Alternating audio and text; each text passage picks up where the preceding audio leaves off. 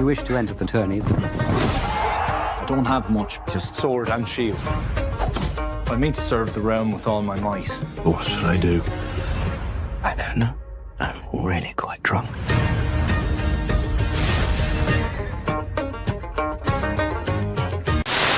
Lord Ashford Fox's sheep!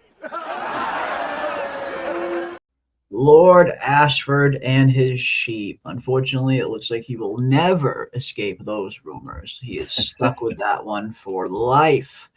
But what is up, everybody? Welcome one, welcome all to the episode 3 breakdown and discussion of A Knight of the Seven Kingdoms.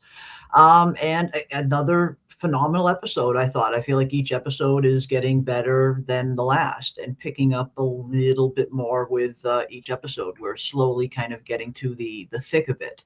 And by the end of episode 3, I feel like we're well into the plot at this point. The plot is well established. The conflict gets introduced at the end of this episode. We see the big thing that happens that is the catalyst for the rest of the story going forward. So I thought episode 3, just like episode 1 and 2, was another good one. I'm super pumped for episode 4 now, and they threw some nice things in here that were really good, nice winks and nods to some of the book fans. Love that. We're definitely going to get into that. And it was really good setup for the big climactic trial of the 7 that's going to be coming. Yeah, I liked it. It move things forward, and I'm thankful now that we don't really, I like the big reveal of Egg, of his background. We don't have to dance around that. And they exactly. Yeah.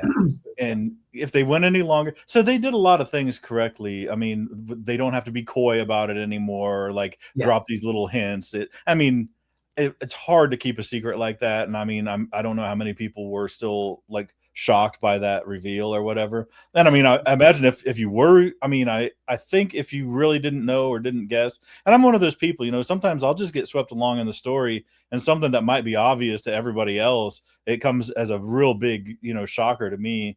So, I'm sure there are people out there that were like, oh my gosh, he really is. He's a Targaryen. Oh, awesome. And then that's one of those things when it's revealed, all the pieces click into place. You're like, oh, now I understand, why he shaved his head and why blah, blah, blah. All the little hints click together if you didn't already know. But now we don't have to dance around it. And now we know, I guess there's still some spoilers to be had. But I think if you watch the episode 4 trailer, there's even fewer surprises. They kind of revealed the trajectory of the rest of the series, essentially. Mm-hmm. Yeah, well, I feel like they did that a little too early on, right when episode 1 came out, right at the premiere. They didn't do an episode 2 trailer. They did an In the Weeks to Come trailer, which is what Game of Thrones and House of the Dragon shows usually do. But in this one, they showed In the Weeks Ahead, and they really just laid out the entire storyline in that one trailer. It really did spoil quite a lot. If you hadn't read the books and you watch that trailer, you're pretty much getting the whole story right there. Like I said this earlier, but after this whole season is over, after all 6 episodes have played, I guarantee you can go back, watch that In the Weeks Ahead trailer, and it's going to read like a recap of the entire season. Because just about everything is in that one trailer. So it did kind of spoil quite a lot. But then again, these books have been out for so long. And I imagine the general portion, the majority of the audience watching the show is familiar with the characters and is familiar with the book. And is just wanting to see how it's going to be adapted. But yeah, if you are coming into this series completely clean, never having seen anything, that one trailer definitely drops a lot of the storyline and lays the whole thing out for you. A story like this, I feel like that's okay, because this story isn't really predicated on mystery and theorizing what's going to come next. It's kind of just watching the underdog story unfold. So I feel like it's not like From, for instance, where you learn a little bit about what's going to happen, what's coming, and it's like a huge spoiler. It completely ruins it, like how the From season 3 finale kind of got leaked before it premiered. Completely ruined that season 3 finale for anybody who saw it.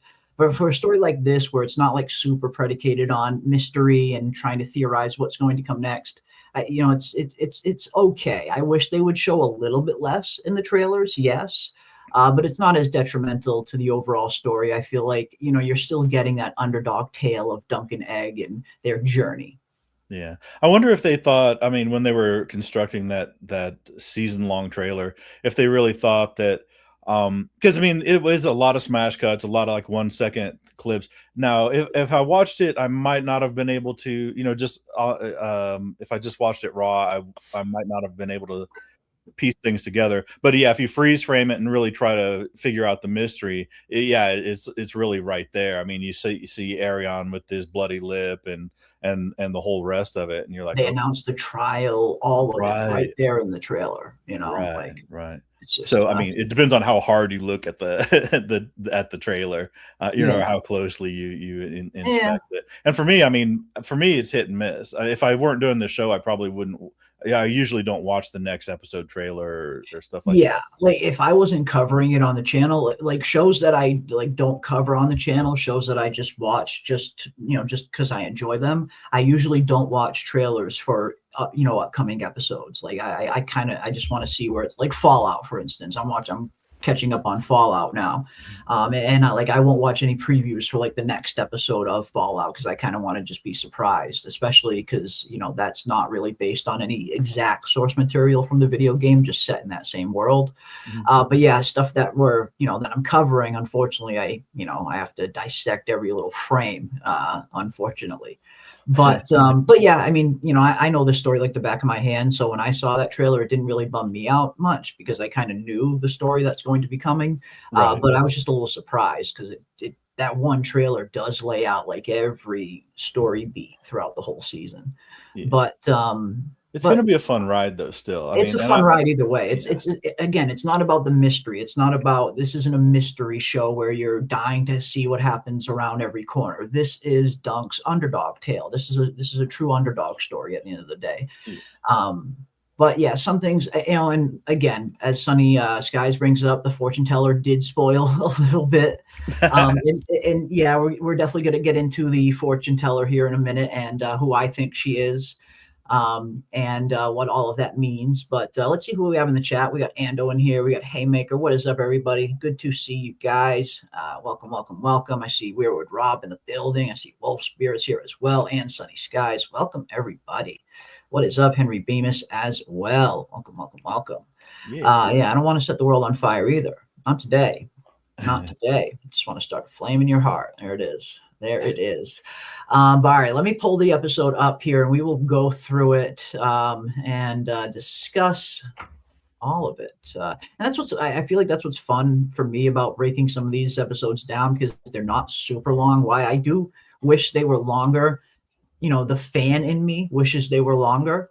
You know, in terms of like breaking them down, it's a lot easier to dissect, you know, 30 minutes of screen time than it is an hour and a half, you know. So I don't mind Right. the bite size episode lengths. You know, again, I'd love for them to be longer, but I certainly don't mind these shorter episodes. They're bite sized, they're super consumable. The show is so easily consumed. It's Right. just so easy to watch. You know, some shows I genuinely struggle to get through. Like I have to like force myself to get through like certain scenes to get to like the good parts. But this show just flows so well. It's so watchable. Yeah, I know, I agree with that for sure, for sure. And I mean, you know, last night we had a impromptu encore because we couldn't do the watch party live, but we kind of watched it a few more times, and it really is easy to get into, easy to just let it run and get swept along with the story.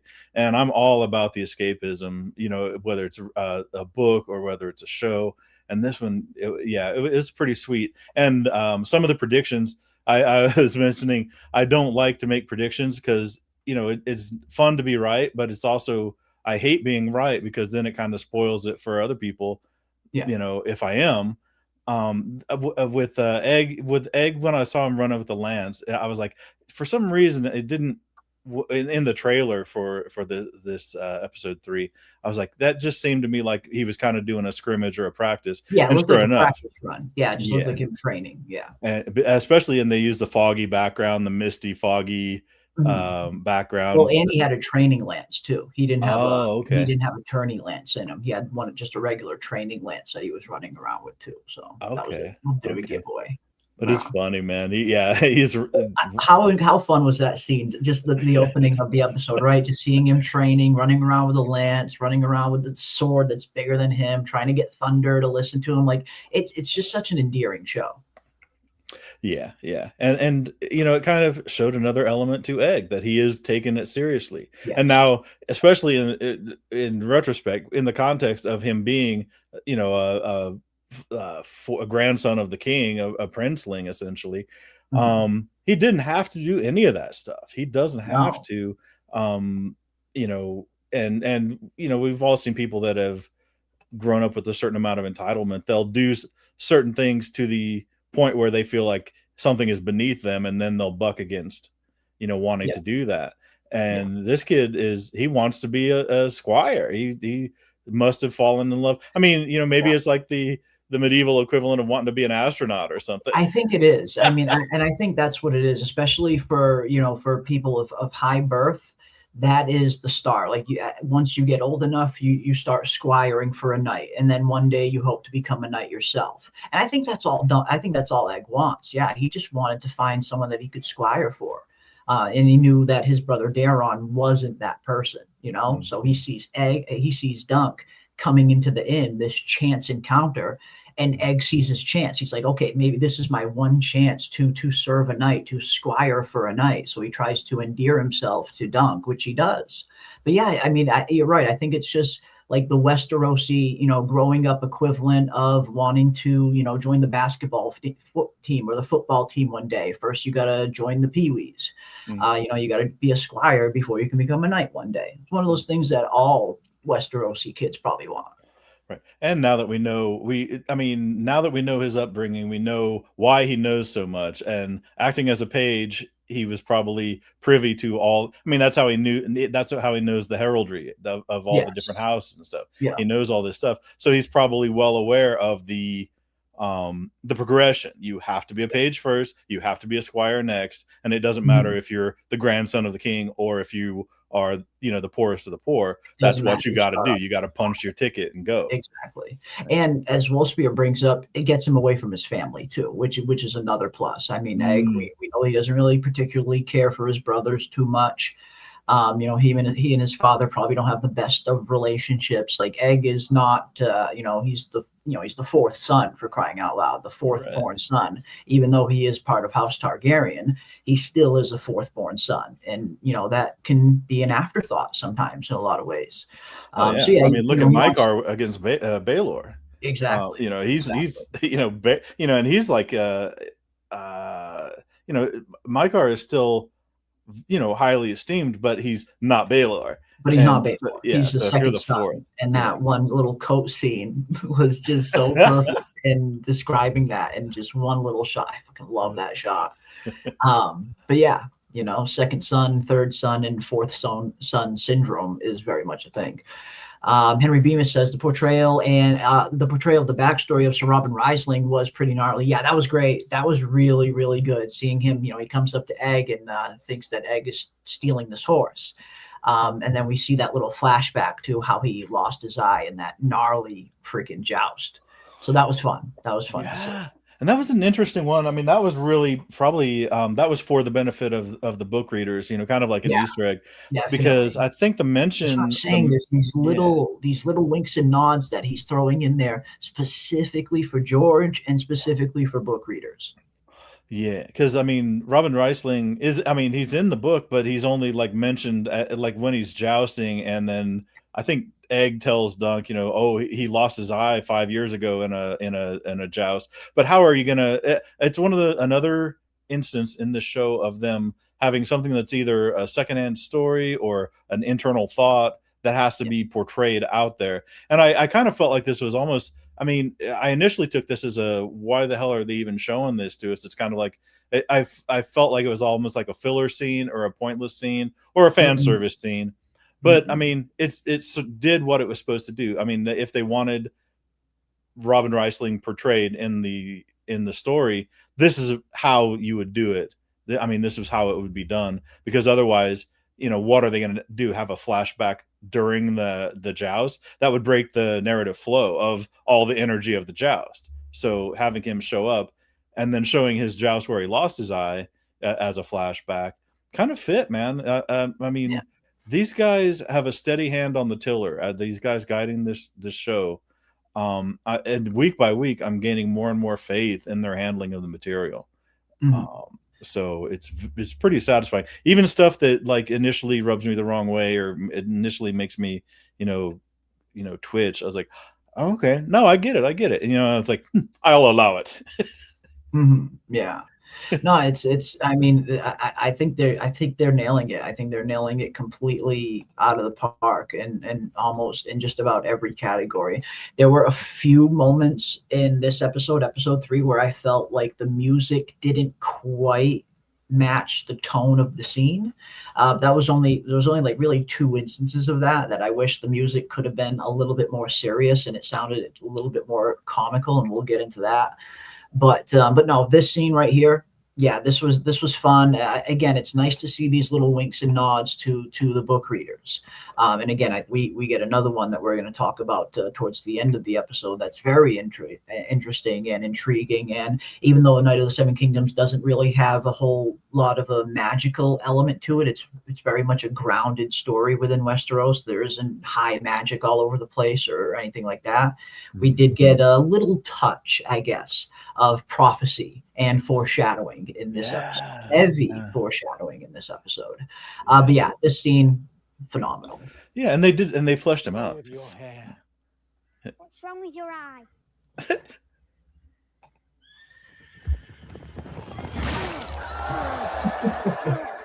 He's pulls his sword, he's just ready.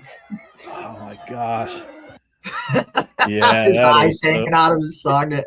Yeah, that is a hardcore dude. So I have to think he was crazy before. Yeah, he was crazy before that happened. I'm sure that didn't hurt, but and the thing is though, I don't think we really got a whole. I mean, in the book, they didn't really develop him hardly at all. I mean, they mentioned this happening, but they didn't. How he's fully devoted to the warrior. He's like a living embodiment.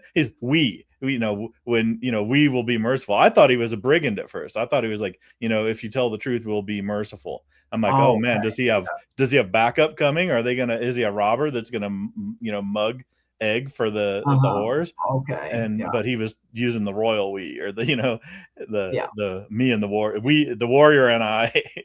Yeah. It's like, wow, yeah. If the warrior calls for madness is and that's what's great about him. Him. He's just a super. One quick little line kind of tells you all you need to know about this character and how devoted he is to the warrior and how he believes, in, that's how he lives his life, by the code of the warrior. When it is madness bid, it is madness delivered. When it is madness bid, it is madness delivered. Yeah. Such a fucking great line. I mean, again, whenever they're kind of going off book and just adding stuff into the show, it's always stuff that fits so well with the story. It flows so well with the rest of the narrative. It's not like, Ira Parker's just throwing a bunch of stuff in here to throw a bunch of stuff in. Every once in a while, you have to throw some other stuff in to flesh this story out, as the novella is very scarce when it comes to details and stuff like that. So, and when you come to an adaptation like this, you're going to have to throw some stuff in there every once in a while to kind of connect A to B. And everything that they've had to throw in that isn't in the book has fit the show perfectly and fit the story perfectly, at least in my opinion, up until this point. So even when they go off book and kind of add some stuff, I feel like all it's doing is enhancing the story. It's not really taking away from it. It still feels like Dunk and Egg. It still feels like George's story. It still feels like this world. Like the bribe, for instance. That was a very interesting scene. That was not by no means in the book. Right. Dunk gets approached by the steward of the games, and he wants Dunk to kind of take this bribe, where Dunk will agree to, take on the youngest son of Lord Ashford, and the youngest son of Lord Ashford is going to take a fall for Dunk. Dunk's going to win. And this was an interesting aspect of it. And I feel like the way that they set this up was brilliant, because they worked it right into the story, and in the sense where this is something that would be so believable, because after all, Lord Ashford did just throw this giant tournament for his daughter. So I love the backstory of this little bribery scene of the steward coming up to Dunk and telling him, like, would it surprise you to know that Lord Ashford has vastly overspent for this for this occasion? Right. And Dunk's like, no, of course not. So it makes sense. It fits in narratively with the story. It's not like something they're just throwing in there just to add a little bit of extra drama. It does add a little bit of extra drama, but it makes sense and it fits within the confines of the story. Of course, Lord Ashford is probably nearly broke after throwing this giant tournament. Right. He's paying for all of this. Right. So a scene like this makes perfect sense. This little bribery scene, I thought it fit beautifully. And it's so realistic, because that's historically grounded too, because like when kings would travel around and stay with various of their lords and dukes and even nobles or whatever, the nobles had to foot the bill. And if the king came with 100 people, you had to feed 100 people. So and we saw that at the very first episode of Game of Thrones, even like when Robert comes to Winterfell, like we see how Stark getting ready, doing all this stuff, for Robert's, arrival. That all falls onto the house that's hosting to pay for all of that. Yeah. Right. Yeah. You're going to honor me into bankruptcy, honor me into the fucking ground. Yeah. So no, this was super cool, and this one kind of missed me on the first watch too, because I wasn't exactly sure who was in cahoots. I wasn't sure if Plummer was acting. I mean, as a steward, he would know more about the finances than Ashford. So I was like, is he trying to, like, is he not letting Ashford know that he's doing this? But then, I think, and during the after show, you had actually kind of straightened it out for me, because you had a keener take on what was going on, that it was all arranged, ahead of time. Everybody was on board. I mean, Plummer was acting as an agent for Ashford, not as an independent, whatever. Even if he was working on behalf, even if the benefit would have been Ashford's, whether he knew or not. And the thing is, I mean, I was like, why are they getting Dunk to win when he wants to win anyway? But but that's the moral quandary for Dunk. The honor challenge is, Exactly. He could have. I mean, they could have told him. They could have had Andro take the fall and just give Dunk the win without Dunk knowing about it, and the net effect would have been the same. Dunk would have still gotten the armor, the horse, the weapons as the prize. But they did they're basically just cluing Dunk into the plan. Letting him know that, because he even mentions it, that he's, let him take the fall and claim your spot on the Champions Row. So yeah, it seemed like it was very much, even if like the head of the house, Lord Ashford, wasn't in on it, the son at the very least was in on it and was willing to take the fall for, a chance to win this big bet. So yeah, I mean, it just fits so well within the story. You look at everything that's going on with this tournament being thrown, all the money being spent, something like this popping up just fits very well. It doesn't look out of place at all. And it would have been basically it would have been a payday, because he would have, Andro's armor isn't going to fit Dunk. The horse, he already has Thunder. He's probably not going to want the horse, a second charger at least. So it would have been a big, huge payday, a big step up. And we'll see this though. This is almost the precursor to a recurring theme that we'll see probably later this season. I'm not sure how they'll play it, but definitely in later books, where he has the opportunity to take the easy way and profit richly, and he's somehow honor bound. It's almost, it does almost get frustrating how he gets in his own way sometimes. But that, annoyingly honorable sometimes. Real. It's again, I totally don't mind when they're throwing some of this stuff in there that isn't in the book, as long as it fits well within the narrative and it feels like it flows well with the story. I'm totally for these extra scenes. I feel like it's only enhancing the story. It's making it much better. It's definitely not taking anything away from it. So I thought this bribe scene, it fit very well when you look at the circumstances of how destitute House Ashford might be after this tournament. So just brilliant stuff. Absolutely brilliant stuff. But yeah, the beginning, great seeing Egg, doing his training, and then we get that awesome introduction to Humphrey Risling, which was freaking phenomenal. And then we hear this, and it was just a quick little thing, but this was another awesome little wink and nod to book fans and to George as well, as we see Egg in the tree and singing about the Blackfire Rebellion, and in particular, the Battle of the Red Grass Field. We hear him talking about, the Dornish Spearmen, which is Baelor Breakspear, how he broke the last of the Blackfire lines with his host of Dornish Spearmen, which really won the whole battle at the end. We hear him singing and telling us this whole tale of the Blackfire Rebellion. Prince Baelor was the firstborn. Prince Miker came out last. Like he's detailing the whole accounting of the Blackfire Rebellion. And again, I love these little tidbits where they're throwing the attention to detail in there, and it just feels like it's a wink and a nod to book fans and to George. Yeah, he's funny too. I mean, I was like, yeah, this little kid, he knows the whole song, and it ties into the scene afterwards. Yeah, when he's utterly carefree because he knows he isn't going to be doing any squiring because he knows he's not doing any squiring today. Yeah, exactly. He's like, sorry. And that's another thing. You feel like all of this stuff, keeps leading up, even if you didn't know who Egg was coming into the episode or the whole show. If you hadn't read the books, you don't know any of the characters. They've been setting up this missing Targaryen princeling storyline from the very beginning of the show. I have to imagine by the time you get to episode 3, even if you aren't a book reader, it's probably starting to become a little bit obvious. Like, okay, this has to be the missing princeling. I imagine it probably started to become obvious by this episode. Yeah, I mean, I have to imagine somebody somewhere was still, shocked and surprised, but they left a pretty heavy trail of breadcrumbs, in this direction. They did. Was the bribery more about Sir Andrew's safety as for Dunk not to hurt him? It seems like that was the gist, that Sir Andros was going to be okay taking a fall. And as long as Dunk was in on it, yes, Dunk would unseat him off of his horse, probably come up with it where he aims for his shield and Sir Andros takes a fall.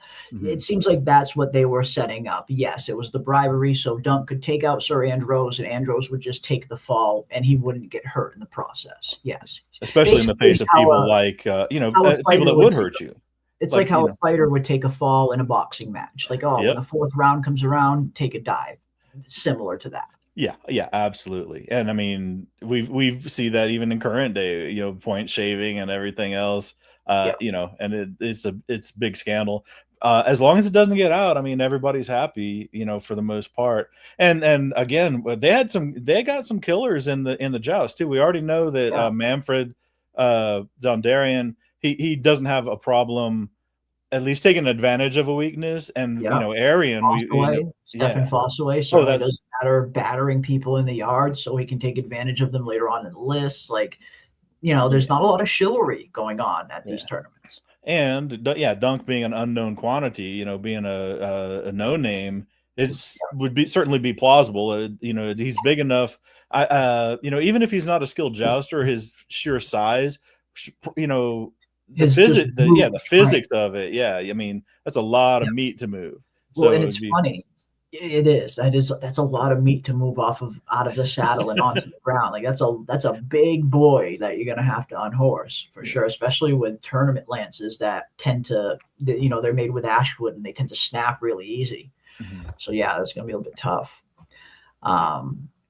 But yeah, I mean, it was just the whole episode just flowed very, very well. I was really impressed with the entire flowing of it. Flowed very well. But this was a nice another little wink and a nod to probably to George and to the book fans. And they're sprinkling the Blackfire Rebellion all throughout this whole show, and I love that. This scene was a little not annoying, but I mean, it just didn't make sense. This was one of the few scenes that just did not make sense to me. It just probably wouldn't see something like this happening. Now, keep in mind, we are in the Reach down in Ashford Meadows, and this is Attorney, and I don't know. I find it very unlikely that there would be somebody, running a market at Ashford Meadows in the middle of this tourney that doesn't speak the common tongue in Westeros. It's not very plausible that this butcher doesn't really kind of speak the common tongue. But that I can get over. What I can't get over is Dunk trying to get through to this man that he's wanting to buy eggs when all he had to do was fucking point. There's eggs right on the fucking table. I don't know why it got me so like I don't know why it just maybe it's a little pet peeve, little continuity errors that I notice, but this got me furious. I'm like, the eggs are right there, bro. The eggs are right there, bro. What are you doing? Just point to the eggs and say, that's what I want. I mean, this whole scene just, it was funny. I mean, it's not like it's more of a nitpick on my part, but I can't help it. I did notice it. I thought, not only the butcher not knowing the common tongue, which is a little out of place for a tournament in the middle of Westeros, the guy would most likely speak the common tongue. But then, the eggs are like right there in front of you. Not all, like all different kinds of eggs too. You got all kinds of eggs in front of you. You got white ones, brown ones. It's like, I don't know. But I get it. No. I get what they were trying to do with the scene. Dunk the lunk, thick as a castle wall, and all. And what's her name's walking? Tanzel is coming too. And Tanzel is to see how goofy he is too. Yeah, but okay, I'm glad you said that. As far as like nitpicking, because what got me was right after that when he drops him into his pouch instead of. Just drops him. Yeah, just drops him into the pouch. I was like, damn, man, dude, are goose eggs like super thick? Can they take that? I don't know. They must like a dragon be super durable. They must be super durable. Yeah, he just throws them in his pouch like Indiana Jones and then cracks them, and they're totally fine. Like, some strong eggs. Oh my god, plethora of eggs. Yeah. Yeah, but it just, I don't know. That one scene just kind of, I was like, like why does this guy not speak the common tongue? Why is Dunk not just pointing at the eggs right on the table? Little weird, but yeah. And I would imagine, especially because somebody doing produce would be most likely somebody local. I could understand a Dornish puppeteer; they could travel. Their stuff isn't perishable, but typically somebody like doing a tourney will be the local produce. Exactly.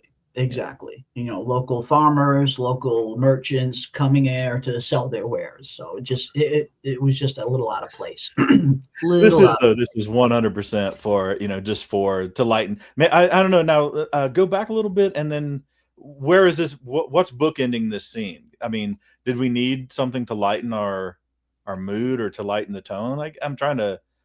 I think the only point of the scene was for Tanzel to just see how goofy Dunk is. That really, narratively, it didn't really serve much other purpose. Okay. And we hear Tanzel say to Dunk that his shield will be ready by tonight. Okay. So we get that little tidbit in terms of narrative. Everybody's getting misted on. This is one of those. They didn't have to fudge the Ireland weather to get a drizzle going. Oh yeah, for sure. But yeah, I mean, fun scene, still a fun scene, but my critical hat sometimes just is on when I'm watching shows, and sometimes I see continuity errors. I notice them. I can't help it. It's a curse sometimes. But yeah. Still a great episode. Love the episode, but that was just one of the scenes that I thought was a little out of place. But then they completely made up for it right afterwards when we just see Dunk and Egg just cracking these massive eggs into this pan and making what looks to be the most delicious sandwich I've ever seen in my life. Like this looks so fucking good. And fun fact, this is the first instance of a sandwich ever being seen in Westeros. You go back to Game of Thrones, House of the Dragon, every single episode. Never have we seen a sandwich on screen until now in Westeros. So there is that first ever egg sandwich. But yeah, looked great. It got me wondering about goose eggs and stuff. I know they'd be good. I was thinking of, and this is, God, here we go. Non sequitur number one. I was watching the thing about geese and how they especially in British, cuisine and stuff, they had recipes all the time for geese. And now it's mostly like a Christmas goose. And I've never even had a Christmas goose. But that's what you'd hear. And it all came back to why were geese so popular as a food item in medieval England? Yeah. Well, what was England known for? They're archers. And what did they use for the fletchings on the arrows? Goose feathers. Goose feathers, yeah. So you would have an overabundance of geese. If not, if you weren't, you could butcher it, eat it, have the eggs if you wanted to, and much that you can do with it, yeah. Yeah, and then pawn off the feathers to the Fletcher, and valuable animal. Yeah, indeed, especially back then, yeah, for sure. But yeah, first sandwich that we've ever seen on screen in Westeros. So I don't know. There's something. That does look good. A big old loaf, like almost a half a loaf of bread made almost like a whole loaf of bread, practically, just for like one sandwich. Look at the fucking. This sandwich is bigger than Egg's head. And you know that you try to make that thing now, it'd cost you $18 for that sandwich. It cost you $40. A big old like a ham steak or whatever. You big old ham steak, yeah, fucking bunch of big old huge those double yolk eggs. Yeah, you're spending a pretty penny. But yeah, it looked good. It looked really good. But then next, I love seeing the scenes of Dunk and Egg at the tournaments, just watching the jousting, just having fun watching the jousting. It's just simple scenes like this that you really get to see the chemistry between Dunk and Egg and the camaraderie there, the little bantering back and forth about them teasing each other about Egg not being able to drink a pint of ale, and Egg teasing Dunk about the hard salt beef. It's just they have such a good dynamic. They do have that good banter back and forth, and they do genuinely feel like Dunk and Egg. Yeah, it's disgusting. It's disgusting. But we also get another, again, one thing that Ira Parker and George were talking about and what they wanted to achieve in this show is to bring the audience along the way to show us what the life of a hedge knight looks like.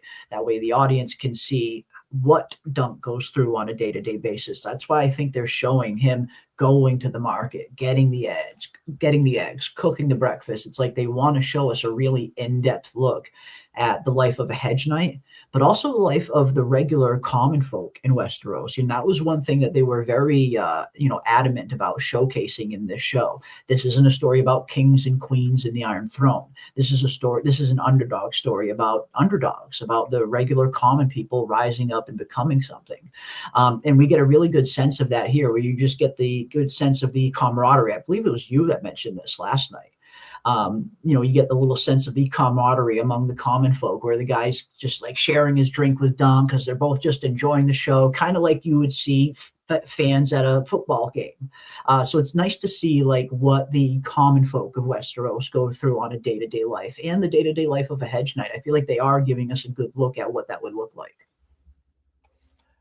Yeah, definitely. It's a fun dynamic, and yeah, when you get caught up in the moment. I mean, I don't go to sport events, anymore, really. But when you get when there's a chant, like even a soccer game, when people get caught up in the chant, or this was definitely like my analogy was always a wrestling match, and the heel comes out and you boo him. You may not even know, you may not even know the character, but they act like a heel, they act arrogant. Exactly. Or you can tell who's the heel. Oh, you fucking suck, yeah. And everybody else is doing it, and you taking a drink of some random dude's drink, they offer it to you. Why not? You get in the moment and get so, and those make the most fun events too. You're just carried away for a little bit. You just get to be a crazy guy in the crowd, and it's nice. Your cares are swept away. Yeah. Egg is so funny, man. His facial expressions, how scrawny he is. It's just picture perfect. Yeah, the facial expressions are absolutely hilarious. They did great in the casting for the show. I think it was really, really good casting. Show Dunk is too short. His height was an important part of his character, not just being slightly taller, but towering over everybody else. And I mean, in the book, Dunk is described as being closer to 7 feet tall than to 6. He is tall. He's close to 7 feet tall. But the actor who's playing him here on the show is actually pretty tall. He's around 6'5", 6'6", so he's close to 7 feet himself.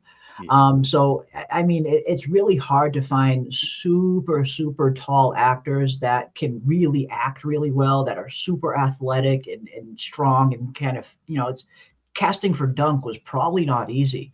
I think they did a good job. I think they did as good a job as they could possibly find. I feel like Peter Claffey fits the role very well. He definitely feels like Dunk. It feels like his personality. I mean, yes, I would love for him to maybe be a few inches taller and maybe a little bit thicker. But I think for, realistically looking at what's out there and looking at actors that can actually like hold a leading role and actually have the acting chops to, carry a whole show on their own, I think they did a good job. I think they did a really good job. And he is big. I mean, 6'5", 6'6", I think he is right around there. That's a big boy. That's a pretty big boy. That is close to 7 feet in and of itself, almost, 6.5 feet. But I mean, I get it. I mean, people, would I like him to be a little bit taller? Yes, I would. But I think they did a good job. I mean, I know before the season they actually addressed it, addressed that issue, and they basically said what you said. It's so hard to find an actor of somebody. You have to have the size, but you also have a certain level of athleticism, and because you could get somebody like the Mountain, or I mean, but when I mean, and I know the casting cutoff, the cutoff for casting was 6'5", and I think they said Claffey is 6'6". And then how did they compensate? By casting shorter actors, and it wasn't a problem to get a little wisp of a boy to be the Egg, but they kind of match him up. And you'll probably highlight this later when he's sitting across from Fosway.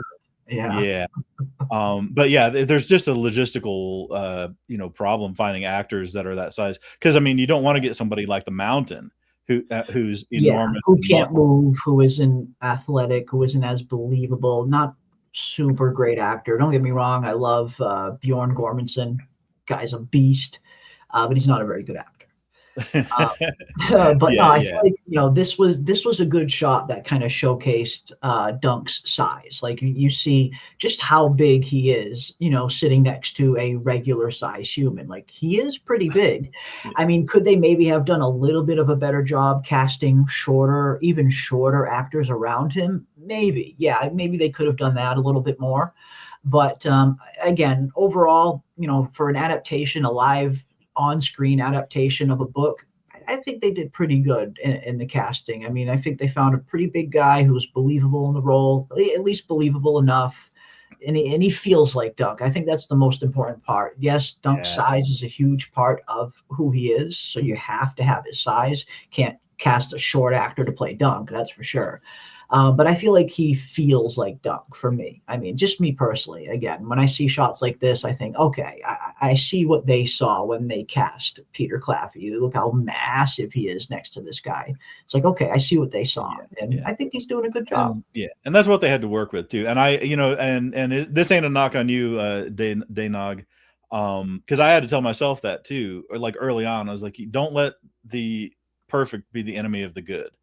And it's not going to be perfect, but it's it's very passable, and very and thankfully they do scenes like this where he is counterpointed to a regular sized person, and you can really see the size difference, because they repeatedly, every single person he comes across has to comment on his height, and it's fine. Exactly. It's fine when they say it and everything, but it's another thing to see. You got to see it, for sure. 100% agree. I mean, again, I would love for him to be a few inches taller. Like I would love that. But for what they're working with, I'm pretty happy with what they got, with what they're getting out of Peter Claffey. I still can't get over when the Targaryens were first arriving, and the trumpets blared, and Dunk goes, who's coming? And that little dwarf guy was like, "Look at the banners, you giant cunt." Yeah. Like, what? That's so mean. And you So couldn't even mean. Why so hostile? Yeah. What is up, Rob? Good to see you, my Rob. friend. Yeah, Welcome, man. welcome, welcome. Yeah, let me know what you're thinking, Rob, if you're watching. Okay, here we go. I want to see what Rob thinks. Let's see what Rob thinks about the show. The show feels like going to a 3-star restaurant, having a bite of an incredible meal before the waiter takes the rest of it away. Delicious and unsatisfying. I mean, I can understand that. I mean, for a lot of people have commented on the episode lengths being a little too short. They want the episodes to be a little bit longer because you are getting a good thing. That I feel like that's one thing that has been pretty mostly universal for the most part. Just about everybody that I've talked to has really been loving the show. Their only takeaway is they wish it was a little bit longer. Wish we had a little bit of longer episodes and a little bit more episodes than just 6. And I do too. Don't get me wrong. I would love to have, full hour length episodes every week, and I'd love to get a full 8 or 10 episode season. I would love that. But for what they're doing, for what they're producing, and for how it kind of fits the size of the novella, I think it works. I think it works. And it does. It gives you that feeling where it definitely leaves you wanting more. Is that an unsatisfied feeling? I mean, maybe it can be to some, for sure. I wouldn't say I find myself unsatisfied. I definitely find myself wanting more, but in a good way. Like, I'm super pleased when I'm done watching an episode. I'm actually really enjoying it. But I do find myself wanting more after the episode ends because they are kind of short. I mean, I would love for them to be a bit longer. But I feel like it fits. I mean, I feel like they're doing a pretty good job with the source material. The source material is so short too. That's why we're seeing these shortened seasons and these shortened episodes, because it's really not a long novella. It goes by super fast. But yeah, I mean, I would always love longer episodes. Yeah, and I think pretty much everybody who covers this show, especially even after episode 1, and they were like, this could have been, and the people that got early access to the full season, they said, this could have been a 3-hour movie. Yeah, that's awesome. I declined. Yeah, I almost click it, but I was like, nope, I'm gonna decline that. Thank you very much for the offer. Yeah, I couldn't imagine. Yeah, because I would not be able to resist watching all of them. Exactly. And they said the same thing. They said this could have been a 3-hour movie. This could have been 2 1.5-hour movies. And I'm like, it could have, and that's, I don't know. I must be getting soft in my old age where I'm accepting things, but it's like, this is what we got. This, I mean, it could have, should have, would have, it could have been great in any different format, a lot of different formats, but this is what we got. So I'm having a good time with this show though, man. Me too. That's kind of where I'm at as well. I mean, would I like longer episodes? Abso-freaking-lutely. Would I love to see a longer season? Hell yes. More time with these characters, the better, especially how well it's been so far. But that's kind of where I'm at too. I'm kind of like, this is what it is. This is the format of the show, and I'm gonna enjoy it and consume it as such. And I have been. I got to say, I'm really enjoying it. I'm loving the show up until this point. And yeah, you always want a little bit more of a good thing. Everybody wants more of a good thing. That's true. But considering the plan that they're planning on doing and how many seasons they're planning on doing of this show, and that we will be getting them every single year, we're not going to have to wait 2 years in between seasons, 2.5 years in between seasons, like we do for House of the Dragon or From or Severance or all those other Shogun, all those other big shows. This is going to be coming out every year. Every single year, we'll be getting a new season. Yes, it'll be 6 episodes. They'll probably continue that format. But Ira Parker is talking about doing anywhere from 12 to 15 seasons of this show over the next 10 to 15 years. And he wants to cover, 4 to 5 seasons of Egg when he's this young, 4 to 5 seasons of Egg as a young adult, and 4 to 5 seasons of Egg when he's older as king. And just cover the entire story of Duncan Egg all the way up to Summerhall. I mean, it's a huge undertaking. I don't know if he'll be able to do that, but it seems like that's what he wants to do. So it seems like we're going to be getting seasons of Duncan Egg at the very least for many years to come. I mean, will we get all 15 seasons? Maybe, maybe not. I don't know. But at the very least, I see this show running for a good while past the first 3 novellas that have already been written, especially with Ira already having, all the outlines for all the future stories. I imagine we're going to get a lot of seasons of this show. It's super easy and cheap for HBO to produce. They're getting really good numbers on it. I imagine it's a huge return on their investment. So when you have a small budgeted show like this, these are the shows that tend to get long runs. So I wouldn't be surprised if we get quite a lot of seasons of this. I hope so. I mean, I have enough battle scars to know not to put my faith in HBO to retain something that's widely loved, but for one reason or another, they pull the plug. So I'm gonna ride the wave. I'm gonna enjoy it while it's coming. And they're already filming season 2, getting it ready for next year. So that'll be happy with, because it's essentially in the can. Beyond that, I'm not gonna set my sights too far in the future. But I would love it if it happened. I mean, if they maintain the quality and the faithfulness. And I'm this is gonna no big spoiler, but for the next story, I think they're gonna have to work. I mean, I think Ira Parker will have to work a little magic, because I thought the story was a little soft, a little weaker than maybe in this one. Yeah. Without saying, it basically hinged on a he said, she said, and it was pretty intriguing when we read it. Yeah, you get all of one perspective, and then you get your emotional investment in the one side of the story. Then the other side of the story comes out, and you're like, ooh, okay. And then I found the ending to be tied up with a bow a little bit too much.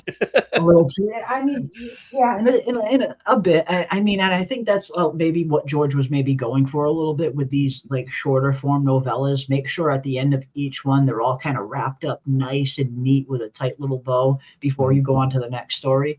But I get what you mean. I mean, it will be interesting to see them adapt season 2. And what are they're going to have to add some stuff here and there to kind of make it to flesh it out a little bit more, considering the way it's structured.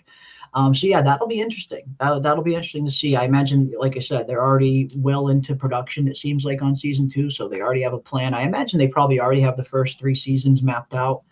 And after season 3, that's probably when it's going to be time for Ira and George to kind of really sit down and really discuss what season 4 and beyond is going to look like. But yeah, I mean, for me, I'm looking forward to the mystery night too. I mean, I think season 2 is going to be fun, but I think season 3 is going to be a lot more fun. Yeah, probably so. Mystery night's going to be fun. Yeah. Honestly, right now, I just want them to stick the landing on this one, and I'm happy. I may be foolish, but like I said, I think they've got a steady hand on the tiller, that they're guiding this thing in the right direction. Almost every use of discretion, everything they plugged in that isn't part of the story, at least rings true. Not very rarely, I think, does anything just rub me like, this is absolutely not this. It's not like the Lord of the Ring or the Amazon of the Rings thing. Rings of Power. Where it's just completely doing its own thing. It's right. They're following the material pretty well. It's a very faithful adaptation. It feels like Westeros. It feels like Dunk and Egg. Like they're doing a really good job. And the jousting, how good have the freaking joust scenes been on this show? For a show that has a fraction of the budget that House of the Dragon and Game of Thrones does, you certainly could never tell that they have a smaller budget. Half the size. They literally have half the size of a budget. And these joust scenes look just freaking phenomenal. Absolutely phenomenal. I'm loving the joust. Yeah. And and to get something good like this, I'm more accepting of a smaller scale, a smaller everything, where they put their investment in the right areas. We don't need CGI, this, that, and the other. We get, a couple stuntmen. I mean, obviously these guys are like, and there's plenty of reenactors that do this stuff. So they probably, this is probably like hitting the lottery for them. Like, hey, can you ride a horse? Can you joust? Yeah. You ever see those guys do that? Like the real life jousters and stuff, and not like the dinner party ones, like the medieval times or whatever. But there's people that do this. You ever see the guys that get in a boxing ring in armor and beat the shit out of each other? Oh my God. Yeah, I've seen that. Yeah. We have this place not too far from where I grew up, just outside of Boston, called King Richard's Fair. And every year they would, it's a medieval Renaissance fair, and every year they would have live reenactment jousting, and it was good. Like they would go full tilt at each other. I mean, yeah, it was practice and flimsy lances, but yeah, it was super fun to watch. They would go full tilt at each other and knock each other's ass out.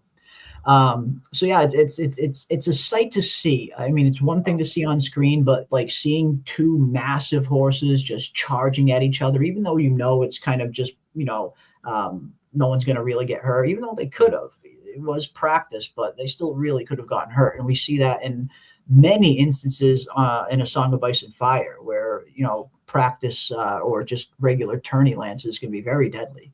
Oh yeah. But yeah, seeing something, just seeing those two horses kind of just like charge towards each other, and then seeing and like feeling the impact. It's a sight, man. It's definitely a sight.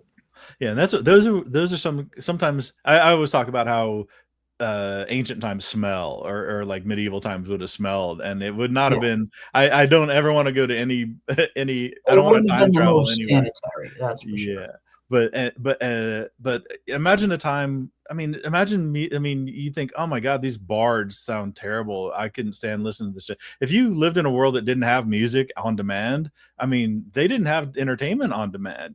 This was a big gig for them, a big shindig, and people would love to do this. And just like the energy of going to a sporting event or a MMA event or something, or like a UFC or a wrestling, so you get the energy of the crowd, and then you hear the rumble. I mean, when those horses are charging on each other, the ground shaking. You feel the vibration, yeah, for sure. So there's a lot of elements that they can't really pass. They do the best they can to convey that to the viewer, but at the time, man, those people must have been, especially when your life involved like mostly drudgery. Yeah.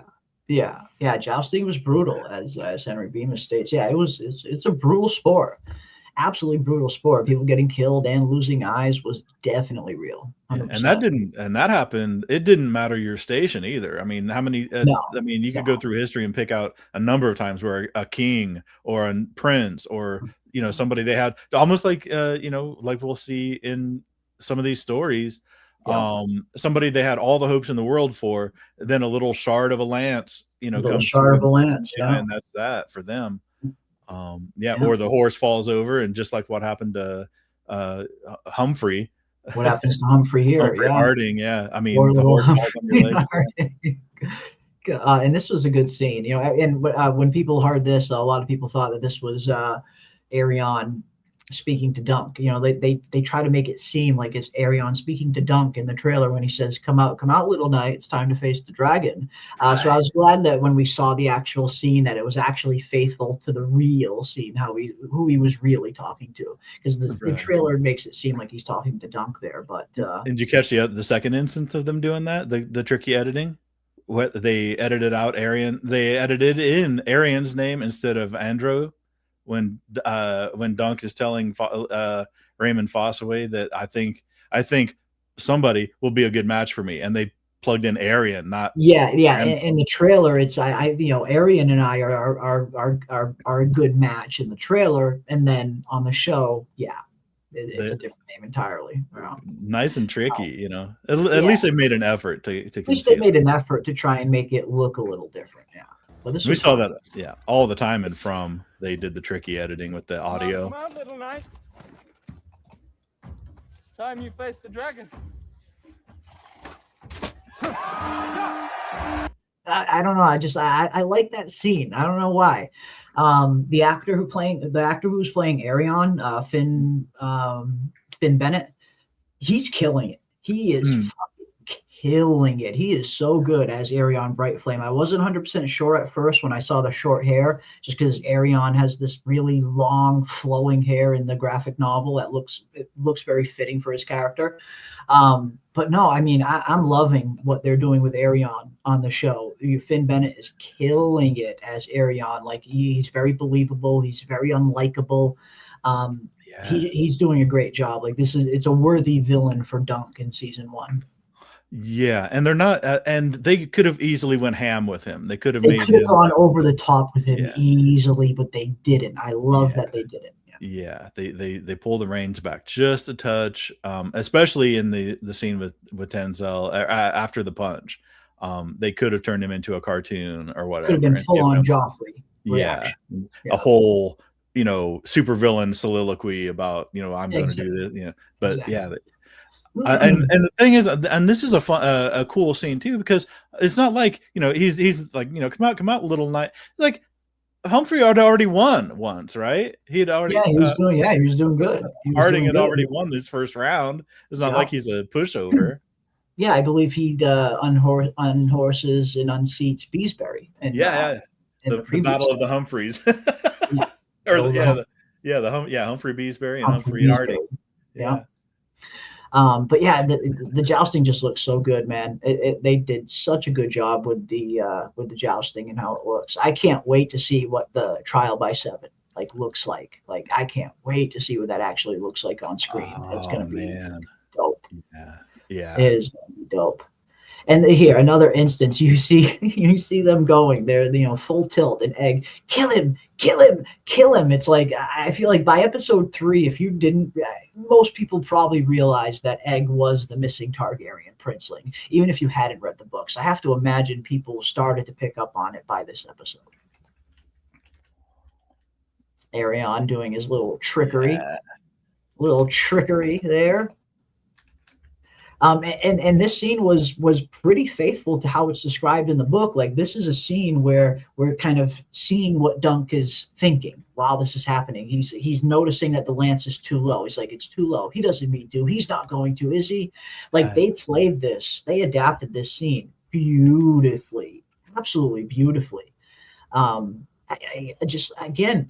They're really nailing it. I can't say enough how impressed I am with how good they're adapting the material and adding onto it in instances where they need to. Yep.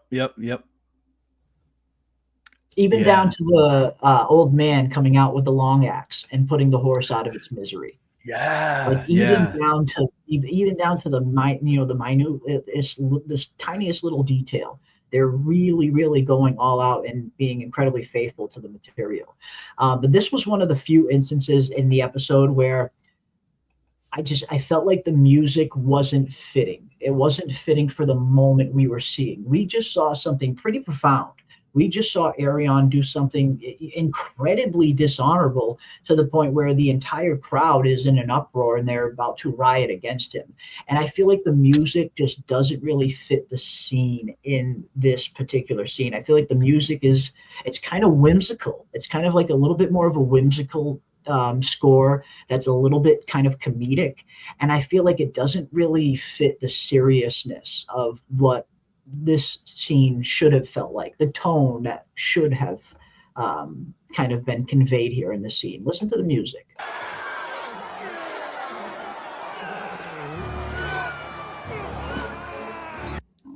Oh, kind of like the Hogwartsy kind of. No, hold on, right here. I See, it's almost like comic music. see. The wall. It's kind of like carnival music almost. Like it just doesn't really fit the seriousness of the scene for me. I feel like this could have been a really profound scene where you have a really somber tone, where you have Egg and Dunk and Egg looking at what Arion just did, and Egg knowing right away that Arion did this on purpose. I just feel like this should have been a little bit more of a somber scene in tone. It should have felt a little heavier, and I feel like they made it feel a little too whimsical with this.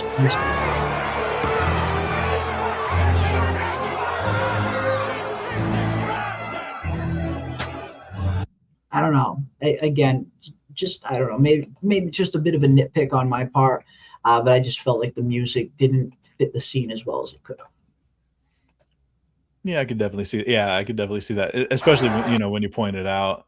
It does. I mean, it's Especially when you got the guy coming out and he has to put the horse out of its misery. Like this could have been like such a heavy and emotional scene, and I feel like the music takes away from the seriousness of it.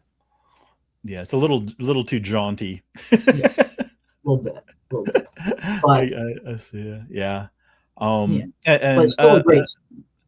I like how they do. I mean, and one thing they do is consistent callbacks to things that they've mentioned before. Like they mentioned with Arion, he's all like sugar and spice when his dad's around, but when his dad isn't there, and they kind of leave the empty chair of Makar, and then so some shenanigans are afoot. When Daddy's not watching. Exactly. Yeah. And honestly, 100% right. I think if you have no music in the scene, that probably would have been maybe even the best bet. Even if you just don't even go with a somber tone, go with nothing, just where you hear just the silence. And then you just hear like the horror of the crowd, as they're like gasping in horror as they see, and you hear like the horse kind of dying in the background. No music probably would have been, it just would have added a little more weight to the scene. I think it would have come across a little more serious, a little more tragic, I think a little more emotional, give it some emotional resonance. So no, I think that's probably would have been even a better idea. Maybe just no music, just listening to the sounds and the reactions of the crowd and of the horse dying in the background. Could have been a very heavy scene, but again, I think the music makes it just a little too whimsical. I mean, that's one thing that that screen battles very often miss, is the amount of screaming. And Harding would be screaming his head off because he's being crushed by a horse, and that horse would be screaming. And it doesn't matter if it's like Napoleonic battles or ancient battles or whatever, a battlefield, that's had cavalry in it, you'll have screaming horses and dying men screaming. And, in a mass battle, there'll be the moans of people who want to scream, but they can't. And some of that stuff would be so compelling, sound wise. And I'm falling firmly now into the camp that maybe, having the raw sounds of the scene, without music, that might have been. But again, it is second guessing. It's second guessing what we got. So, it could have been stuff you notice along the way. But yeah, I mean, it was a great scene. It was a great adaptation of the scene. I just think, it could have been a little bit better had they chosen a little more somber music or no music. As Brian mentioned, I think, that could have been even better. Just the sounds of the crowd gasping and the horse kind of, dying in the background. Tragic. It just would have added a little bit more emotional resonance to the scene, I guess. Yeah. At least they show the guy with the pole axe. If there's a Spartacus, they would have shown the full on beheading. We would have seen, we would have got splashed with AI blood. Oh, computer. Absolutely. But you feel, I mean, it's just, Yep. Let's leave. Yep. Boop. And then cuts away. But it was a good scene, and instantly right away, Egg knew right away, that was no accident, because you hear Dunk saying, a Squire needs to be strong. A mishap might befall me in the tournament grounds, and I need you to keep it together. And Egg's like, that was no mishap. Because he knows who Arion is. He knew right away that Arion did that on purpose. And again, this is kind of, I think even Dunk in the back of his mind knows that Arion did this on purpose, but Dunk still has a little bit of that naivete to him, that this image where he believes knights are supposed to be honorable and chivalrous, and no knight would dishonor himself by doing that on purpose. So he still has a little bit of that naivete towards him, but he's starting to shed it. He's starting to become a little bit more aware that, the image I had in my head doesn't exactly fit the image that really exists in the world. So I feel in this scene, Dunk kind of knows in the back of his head that Arion did that on purpose, and maybe he just kind of needed to hear someone say it out loud. But he still shows a little bit of that naivete, thinking maybe it wasn't on purpose. Right. Yeah. Wanting to give even essentially what's a villain at this point, the benefit of the doubt. Exactly. Yeah. And I get it. And Rockers had a good point. They could have cut to a longer reaction with Baylor. The funny thing is, even before, that would have been good. When Arion was presenting himself to the gallery to Baylor, and Baelor just gives him like that nod, but it's almost like a grudging nod because he's like, this little shit is gonna do something. This little shit's gonna pull some fucking shit. Go ahead. Yeah. And then at the end, I mean, Baelor was looking not at all surprised that Arian did some shit. Not in the slightest. It's like, you little, yeah. Wasn't surprised in the slightest. But you get that little nod, and it was it was that nod that the look on Baelor's face is, I've been here 100 times before. He's going to get out there and do something stupid. Go ahead. Because he knows at this point, Baelor knows the kind of person that Arian is. He's not blind to his family. And that's why, we'll see him play a very big part later on in the story, which is going to be very fun to see. Very fun to see. I reread The Hedge Knight the other night just to refresh again. It's because it had been a little while since I had actually sat down and like reread the whole book again for a while. And I mean, I don't want to say anything. I don't want to spoil anything for anyone who hasn't read, but we're going to get I think we're going to get some really good Baelor scenes towards the end of the season. Some really good Baelor scenes. And I'm looking forward to that. Very much. I mean, and again, it's perfectly consistent with his character too, because this is a guy who remembers Sir Arlen from a decade ago. So he would be very, I mean, if he's going to be, his reasoning was, I want to know everything I can about my opponents. So he would be very well acquainted with Arian's modus operandi, I guess. How he works. It's like, oh man, this little shit. This little shit. He's about to pull some shit. But he couldn't do anything. Even in the even in the prime seat, he can't really stop him from doing it. Because they're ordered by the king essentially to participate. Yeah, pretty much. I mean, that's why the Targaryens are even in Ashford. Yeah. Mycar was forcing his son Daeron to enter the lists, and that's why Daeron kind of took egg and skedaddled, cut his hair, and is going to hide until the tournament's over. But we'll see how that goes. But yeah, this was, again, just that subtle little look on Baelor's face where he kind of knew instantly, like, okay, yeah, go ahead, do your thing. I know you're going to do something stupid. And something stupid he did. Channel Handle says we only have an hour and a half left total. I mean, it sucks to think of it that way, but yeah, we do, unfortunately. We have, we're halfway through. We got 3 episodes left, episode 4, 5, and 6. And yeah, so it looks like we have around an hour and a half, a little more than an hour and a half of total screen time left. They are shorter episodes, unfortunately, but I feel like they're hitting the mark. I think they're hitting the mark really well. They're one thing they're doing is they're utilizing their screen time very well. Just like we talked about in episode 2, that simple little coat scene where you just see the difference in how Baelor takes his coat off and the difference of how Mycar takes his coat off. Just that one little scene gave you so much insight into how these two brothers grew up and the difference between how they grew up. So they're using their screen time very, very well. And I think this was another scene that kind of is in that same ballpark where just with that single look that Baelor gives Arian, you kind of know right away that this is something Baelor has seen countless times. Arian showing off and hurting people in tournaments, which he knew he was about to do. So it's, again, they're doing these little subtle storytelling methods that are telling a real in-depth, giving you some really good insight with little to no dialogue and just very quick little shots. And when you have a show like this where your screen time is limited, scenes like this that can convey that much in such a small amount of time is so valuable. It's very valuable to have that kind of storytelling in a format like this. So while I do wish it was longer, I feel like they're utilizing their screen time very, very well.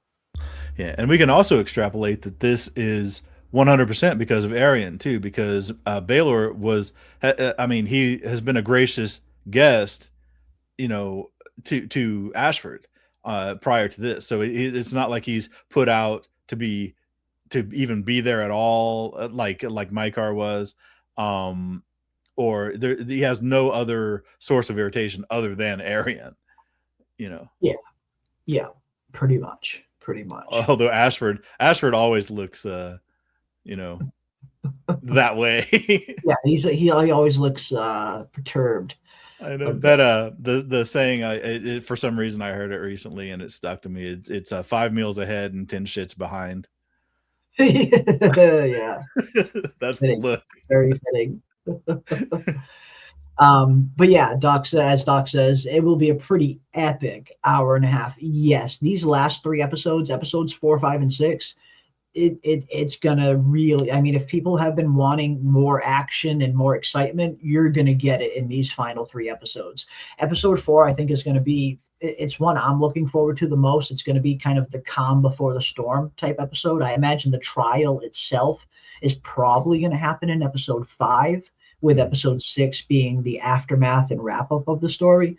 But episode 4 is going to be interesting. I imagine we're going to see Dunk, trying to cultivate allies, trying to come up with knights that will join him for this trial by 7 and all of that.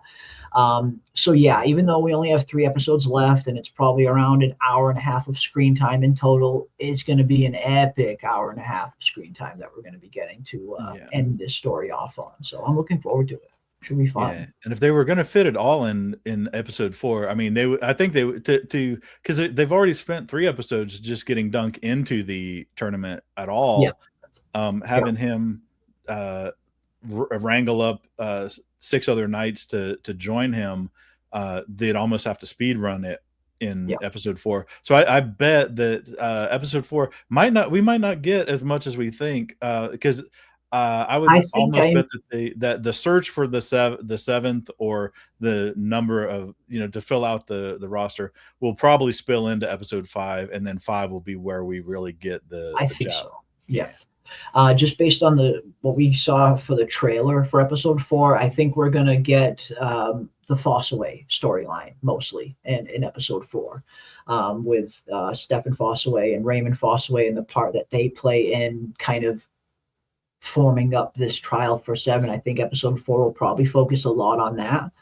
And yeah, it's going to be the calm before the storm, pretty much. And I love episodes like that. It's we're going to see a lot of political maneuvering, which is what sometimes when you look at some of the best Game of Thrones episodes, it's the simple kind of political maneuvering episodes that are sometimes the best, that are more often than not the best episodes.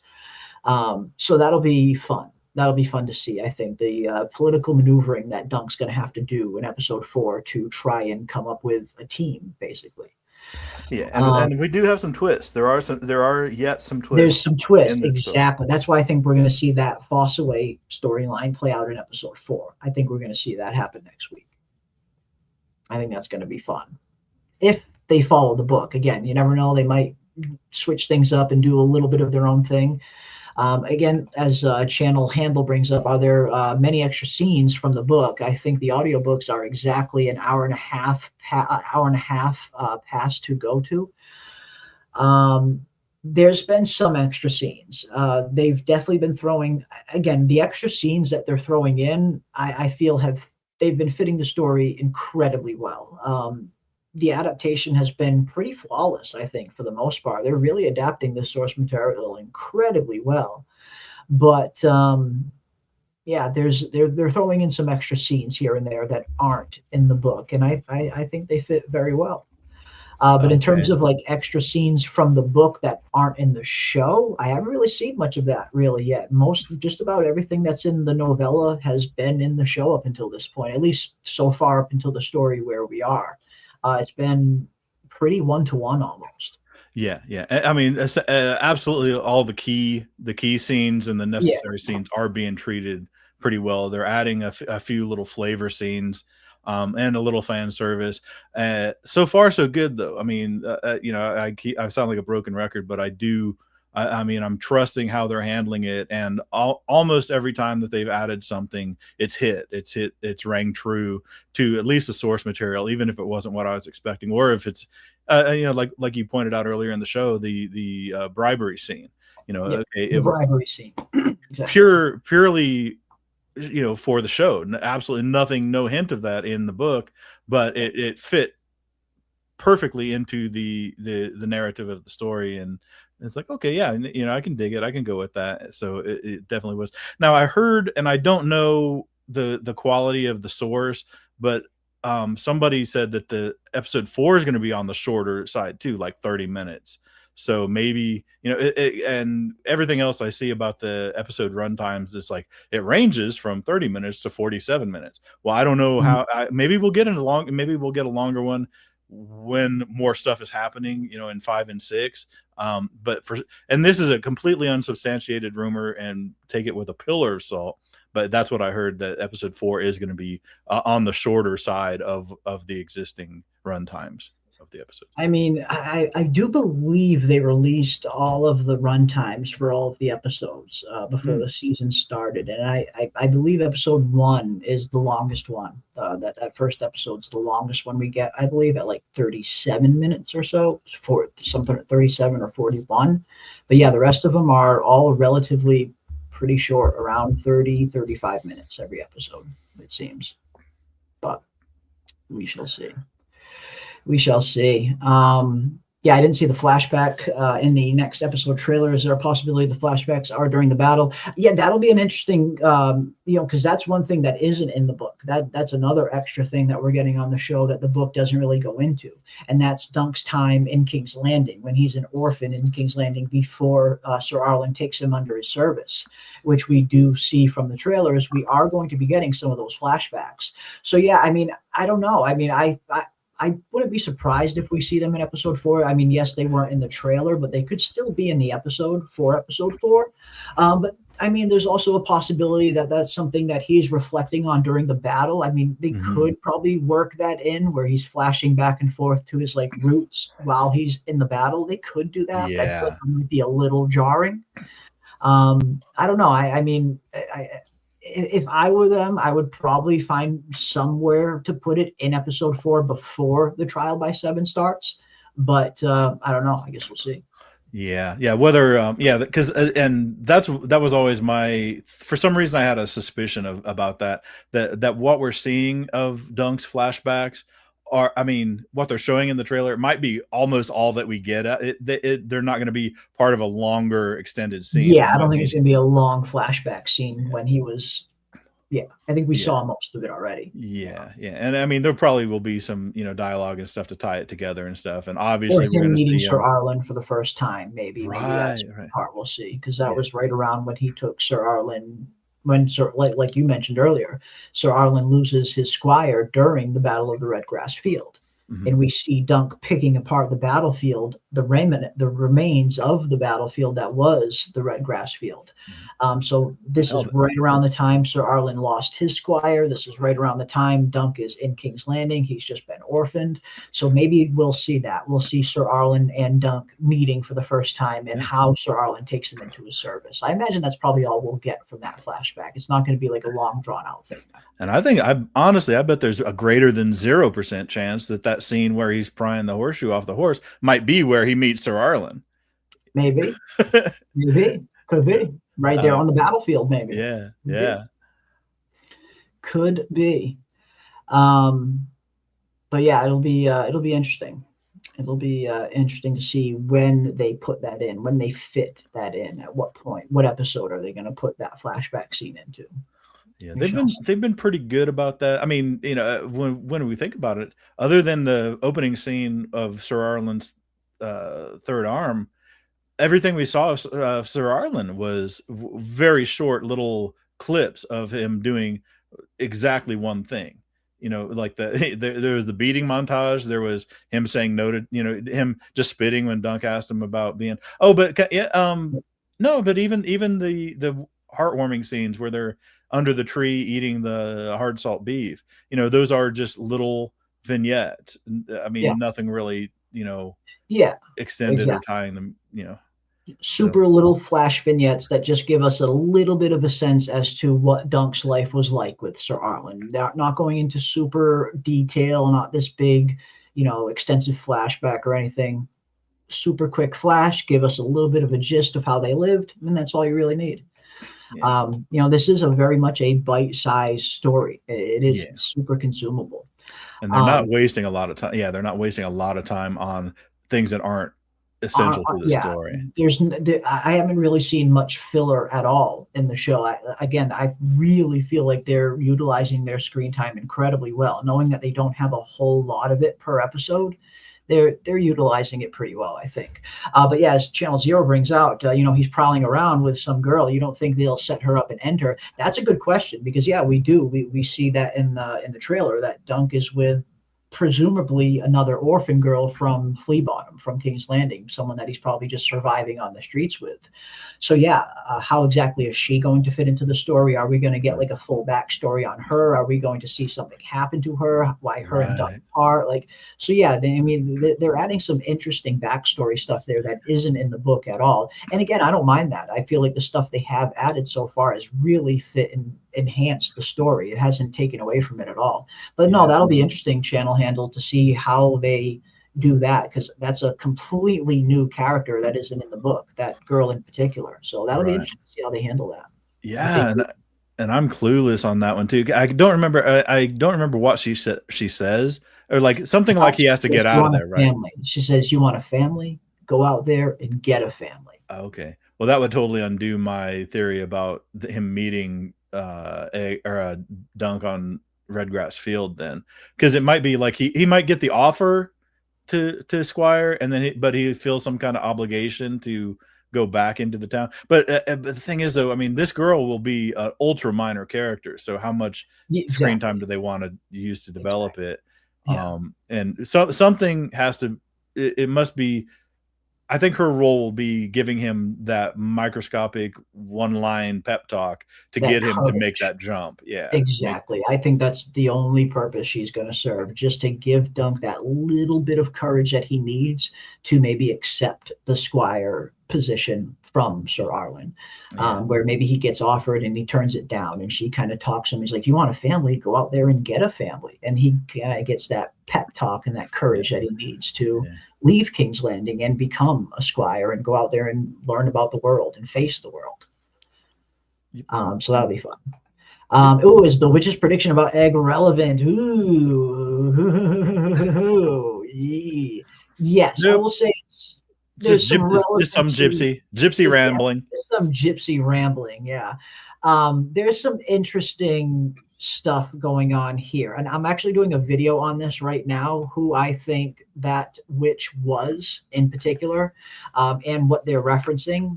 So I won't spoil it for anyone who hasn't read it and doesn't want to be spoiled, but if you don't mind the spoilers, definitely keep an eye out for my video. It'll be out tomorrow.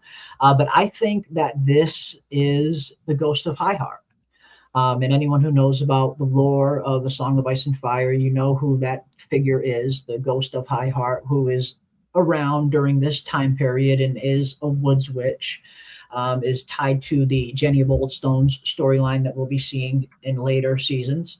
But I have a feeling that this is going to be, long story short, yes, it's this prediction is going to be very closely tied to the entire story. Which is why some people were a little thrown off by this getting thrown in there, because this is another thing that's not in the book. We don't see any fortune teller or anything that Dunk and Egg meet in the book, at least not in the Hedge Knight. So there is some interesting foreshadowing here. Will her foreshadowing be exactly accurate is a different case entirely, because I think her prophecy is open to interpretation. Not so much where Egg is concerned, but more so where Dunk is concerned. I think she's speaking about something very specific here when it comes to Dunk. And I suppose this really isn't a spoiler, because this was in Game of Thrones, the main Game of Thrones series. But for anyone that maybe doesn't remember it, maybe just mute yourself for a few seconds if you don't want to hear this. But this was in Game of Thrones, so I'm not really spoiling anything. In Game of Thrones, we see this one scene of Jaime Lannister and Brienne of Tarth in the Tower of the Hand, and they're looking through the White Book, the book of the King's Guards, and Jaime sees how all of his pages are empty, and how he feels like it's his duty to fill all of those pages. In this prophecy, we hear this woods witch tell Dunk that one day you will be richer than a Lannister.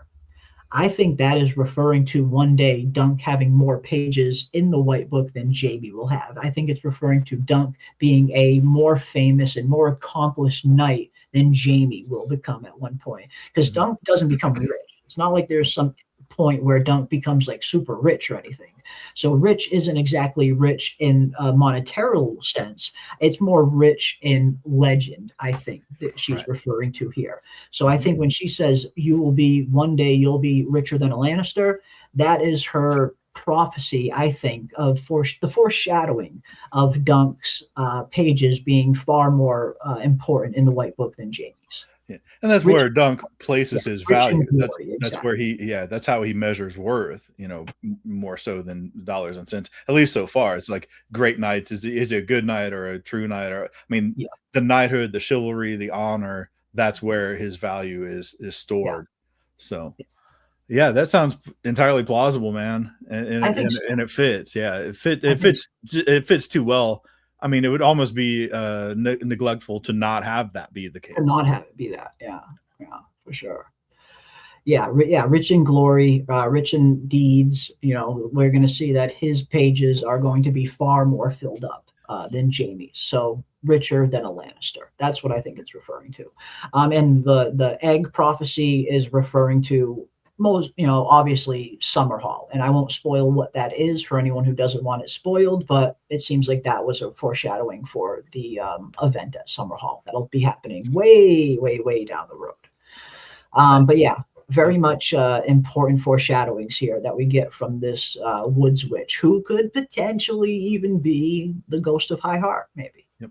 And I'll tell you, I don't have. I mean, it's no surprise or no great revelation, but I don't have as extensive knowledge as you do, or even Kayla does, about the book and the lore and the depth of it. Because I've read them all, but it's been long enough that a lot of it's just drifted away from my mind. Yeah. So I would definitely defer to your your opinion on these things. What I did like in this scene particularly was Dunk's reaction, because he just laughs it off like it's Miss Cleo, giving a. Exactly. He laughs it off like it's the freaking the fortune teller in Grand Theft Auto. It's and then you see like the worry on Dunk's face, on Egg's face. He's like, why did she say that? And Egg's like, and Dunk's like, what are you talking about? Like it doesn't even register for Dunk that what she said could have been even remotely true. For Dunk, it's just a kooky fortune teller just telling stories. So yeah, it's interesting to see that difference in reaction to hearing something like this. Yeah. And I think it makes sense. I mean, Targaryens have always been very, very, very closely tied to visions of the future, prophetic visions, prophecy, all of that stuff. So it makes sense that someone like Egg would, hear something like this and put more weight behind it than someone like Dunk would, where Dunk hears it. Dunk's just hearing silly superstition, a silly story. Egg hears it and he thinks, wow, could this be a legit foreshadowing, because he knows those kinds of things are real. Madame Nazar, that's it. Yeah, Madame Nazar, that's it. But no, I thought this was an interesting scene. Again, I did see some people saying that they thought it was a little too spoilery. And I can understand that argument at the very least. I can at least see that side. But I thought it was pretty fun. I mean, maybe it's just because I am a book reader and I already know the story, so I can't be spoiled. So seeing little extra tidbits like this in there, that shows to me that Ira Parker is showing a very deep appreciation for the greater lore of A Song of Ice and Fire. Just the fact that he threw this in there at all tells me that he does care about the lore. But I can understand if some people thought this might have been a little too spoilery in terms of like maybe revealing fates of characters that shouldn't be revealed this soon. But I liked it. I thought it was good. And but this came right after the eggs with Tanzil scene, right? Yes. Okay. So they're kind of linking. They're kind of like I liked the kind of like a bang bang bang. So we're not really getting settled into any one mode. Kind of. They're all just not really on this thoroughfare on this rainy, misty day and shit. Yeah. Like and that one thing I am like super impressed with is, even though the episodes are relatively short, they managed to they managed to cover a lot of ground in these episodes, and it doesn't feel rushed. It doesn't feel like it's like a super fast pace where they're just skipping through event. It feels like an actual story, but it feels like they're managing to jam quite a lot of material into these episodes to the point where they kind of almost feel a little longer than they are at times, at least for me anyway. I've noticed that, they're really covering good ground. Every single episode covers like a good amount of ground, almost an equal amount of ground, you could say, story-wise. So I feel like they're really utilizing their screen time very well, and it just feels like they're stuffing a lot into these episodes, but not too much to the point where it feels like it's just jumping all over the place. Like you start off in the beginning and you get that scene of egg training, and you get that vibe. Then you switch over to the tourney, you get some of the tourney stuff. Then you see the egg scene, and then this. It's like they're going through it, and they're shoving quite a lot into all of these episodes, but it doesn't feel like it's all just stuffed in there. It's very cohesive. Yeah, it definitely fits. I mean, and just think of that. You go to a joust, and you end up you're having a fucking blast, and then you see the horse having to get killed, and that kind of sours the mood. So you're like, man, let's just get out of here. And then it's essentially like walking through the county fair or something. You're like, there's the dunk tank, then there's the cotton, and then you take 5 steps, and then you're at a funnel cake stand, and then you take another 5 steps, and that's what's happening here. They're in a drizzly thoroughfare kind of midway kind of thing, and he got his eggs. Okay, well, we got that. We got our breakfast covered. Let's take a walk. And here comes a weird fortune teller. He meets his love interest a little. He bumps into Tanzel just randomly, and he's just like, and you can see him. They could have easily fit in that scene where he was like, was that poorly handled, or what? Well handled. You have a commonality. Commonality. Yeah. You're both gigantic. Is that promising? It's a commonality. It's a commonality. And poor Egg, it's like he's never quite lying to him, but never telling him the whole truth either. Like he's Egg's always trying to present every situation glass half full as opposed to glass half empty. Trying to give Dunk that little bit of hope. Dunk should have asked her about Tanzel. He needs some game. He does. Poor Dunk needs some game, man. He's hurting in the game department. For sure. And the Dunk era Egg asking him about the hairs on his eggs. Oh my god, yeah. Is it weird that I have black hairs on my eggs? Yeah. It's weird that you're asking me about it. It's weird that my stones. About it. Shit. Yeah, and the reason the Targaryens even went to Westeros was because one of them had a vision of the Doom of Valyria. Yeah, exactly. Daenerys the Dreamer.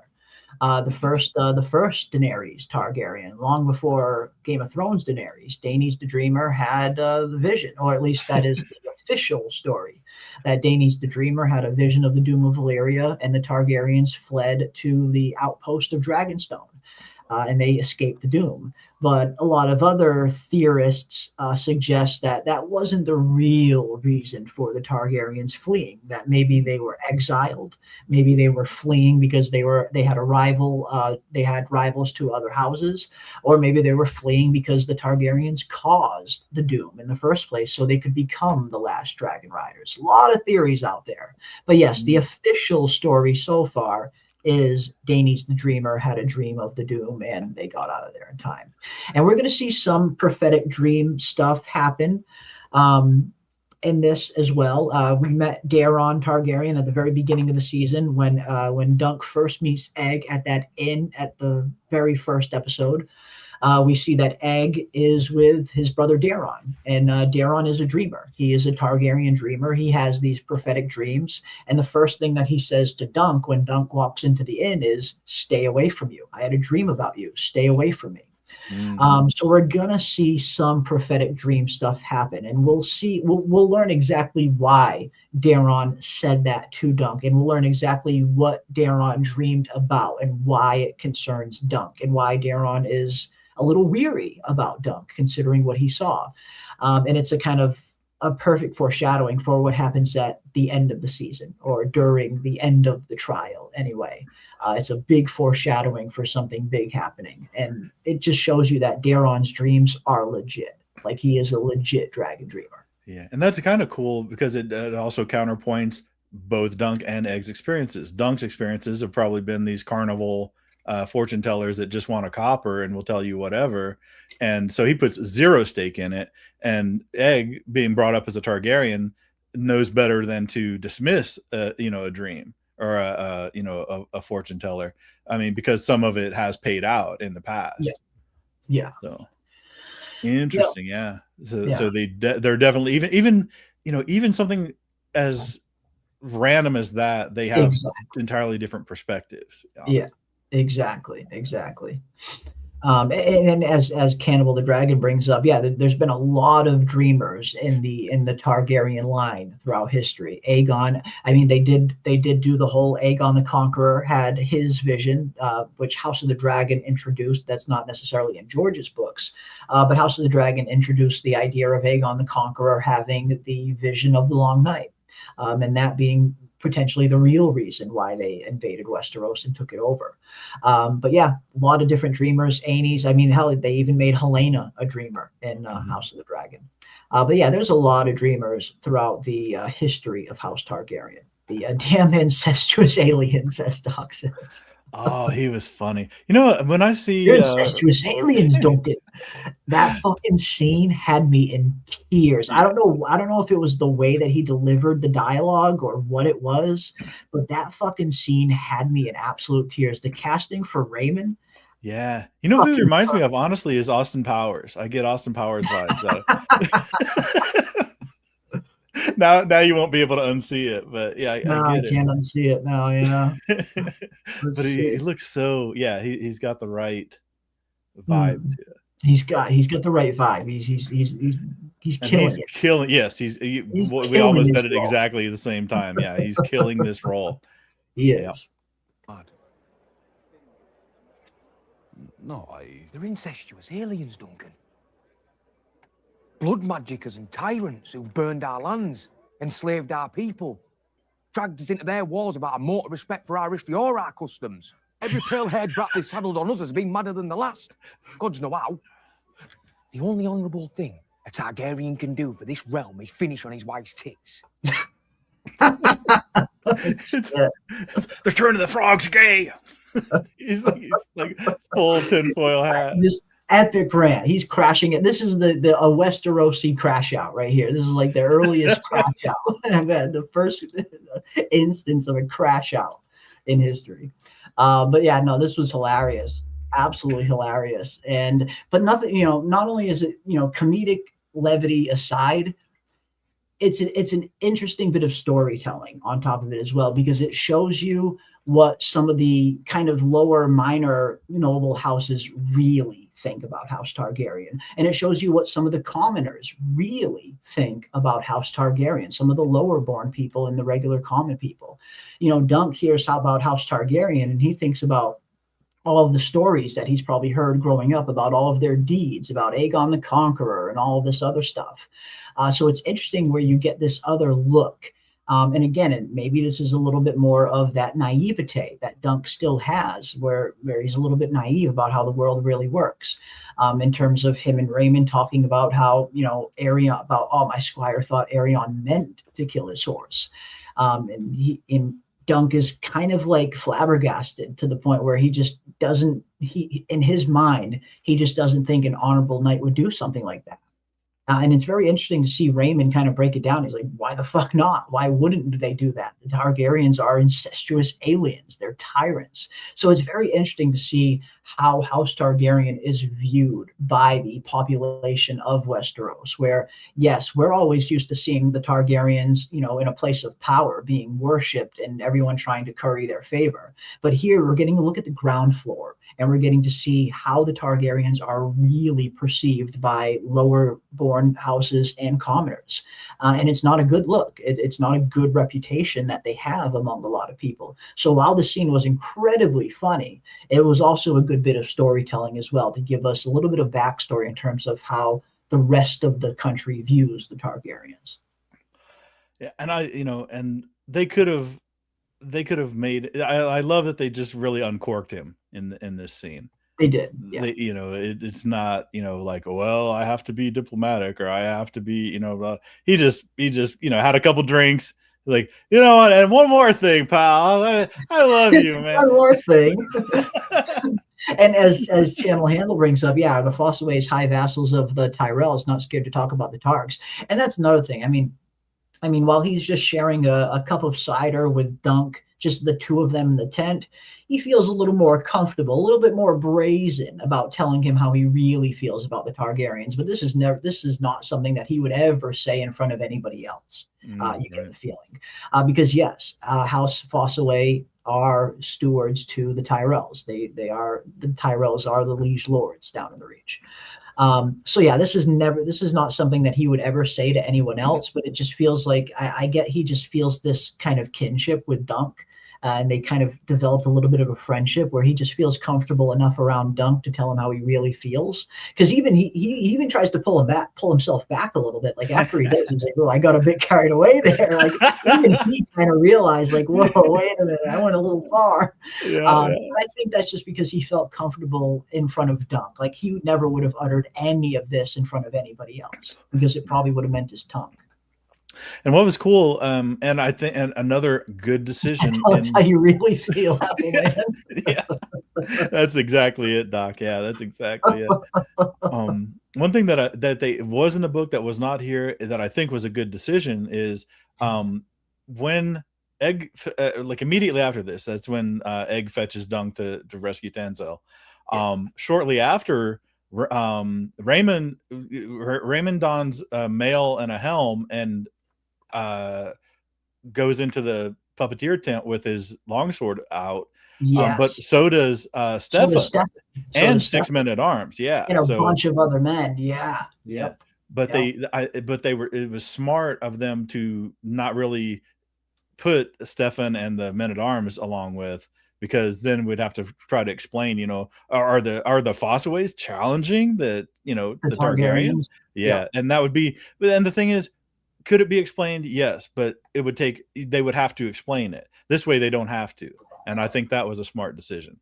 It was economical with the amount of time that they have. Yeah, they're utilizing their time pretty well. For knowing that they have these shortened episodes, I'm super impressed with how they're managing the screen time. Mm-hmm. And that question is going to be answered in the next the next part anyway. So yeah, exactly. We'll get all. I think we're going to get all of that Fossaway storyline. I think we're going to get all of that in episode 4 next week for sure, and we're going to see probably some pretty good Sir Lionel scenes as well. Actually, we're going to see a really good scene between Sir Lionel and him, actually. A really good scene between Sir Lionel and Raymond. Really good scene. That's going to be in episode 4. I saw a little glimpse of it in the trailer. So that's going to be fun. That's going to be really fun. Because more Lionel is always a good choice, in my opinion. The Raymond rant scene also further illustrates the damage of Aerion's actions and it repercussions on the Targaryens' public relations efforts. Absolutely it does. And not only that, it also kind of shows how the realm not only views House Targaryen, but how the realm specifically views Maekar and all of his children. Mm-hmm. He talks about Daeron being a drunken sot. He talks about Aerion being vain and cruel. He talks about the third being so useless that they sent him off to be a maester, which we know is Maester Aemon. And then he talks about in the fourth one, the kid, he doesn't even have a chance to say anything about him, and then he just runs right into the tent. So I mean, again, even though it's a super hilarious rant, it gives us some really good backstory and some really good storytelling as to how the Fossaways and other people really view the Targaryens, and not just the Targaryens, but even their children, how they view them as well. But yeah, it also, it further illustrates the damage of Aerion's actions and how much he's damaged the reputation of House Targaryen. So you're absolutely right there as well, Rockers. Yeah. He already shut the bed when he stabbed that horse, and that kind of underscores. Baelor's reaction. He's like, we're supposed to be the good guys, or we're supposed to, they're supposed to be understanding. This is like you said, it's a PR tour. we don't have dragons anymore. We're trying to convince these people that we should still be the rulers, and then you do this crap, you know? Exactly.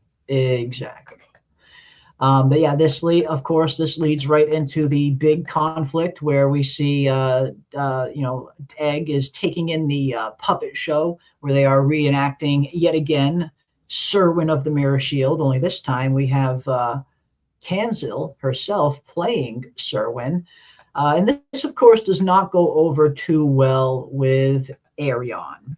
And this is explained, it's pretty much explained similarly in the book as well, in terms of why Arion gets so mad when he sees this puppet show. Arion, one thing they haven't mentioned on the show yet, but they do mention it in the book, is that Arion believes himself to be a dragon in human form. Like, he literally thinks he's a dragon in human form, and that'll play a part into his the end of his story later on, and kind of what he chooses to do. But he legitimately looks at himself as a dragon in human form. So when he sees this puppet show of this girl killing a dragon, it deeply angers him. It's the symbolic representation of what that play depicts, is what Arion has a huge problem with. And we hear him say it: the dragon ought never lose. And he sees this and instantly views Tanzil as a traitor, pretty much. And I love how they got the fine details right, even down to the red confetti spewing out of the dragon when she shoved the sword in. That's exactly how it's described in the book as well. Red confetti coming out of the dragon when it gets stabbed. It's explained just like that. So again, it's just another great example of how well they're adapting this material. But that's why Arion got so upset. He sees this play of a dragon getting slain, and to him, that's a slight against House Targaryen. Yeah, just like Viserys in the original Game of Thrones, Daenerys' brother Viserys, kind of things, and they kind of skirt the line between full on insane. They're not quite a mad king or a mad person, but they're also, they're beyond like the spoiled brat. So it's a little bit, a little of this and a little of that, and but again though, they could have turned him into a cartoon, but they didn't. He's just a ultra prick, like, oh my god, and you will. I mean, I was joking about it in previous episodes, but I was like, they have to, he was kind of a dick on the introduction, but we had to make him into a villain where you really just hope he just drinks a glass of wildfire.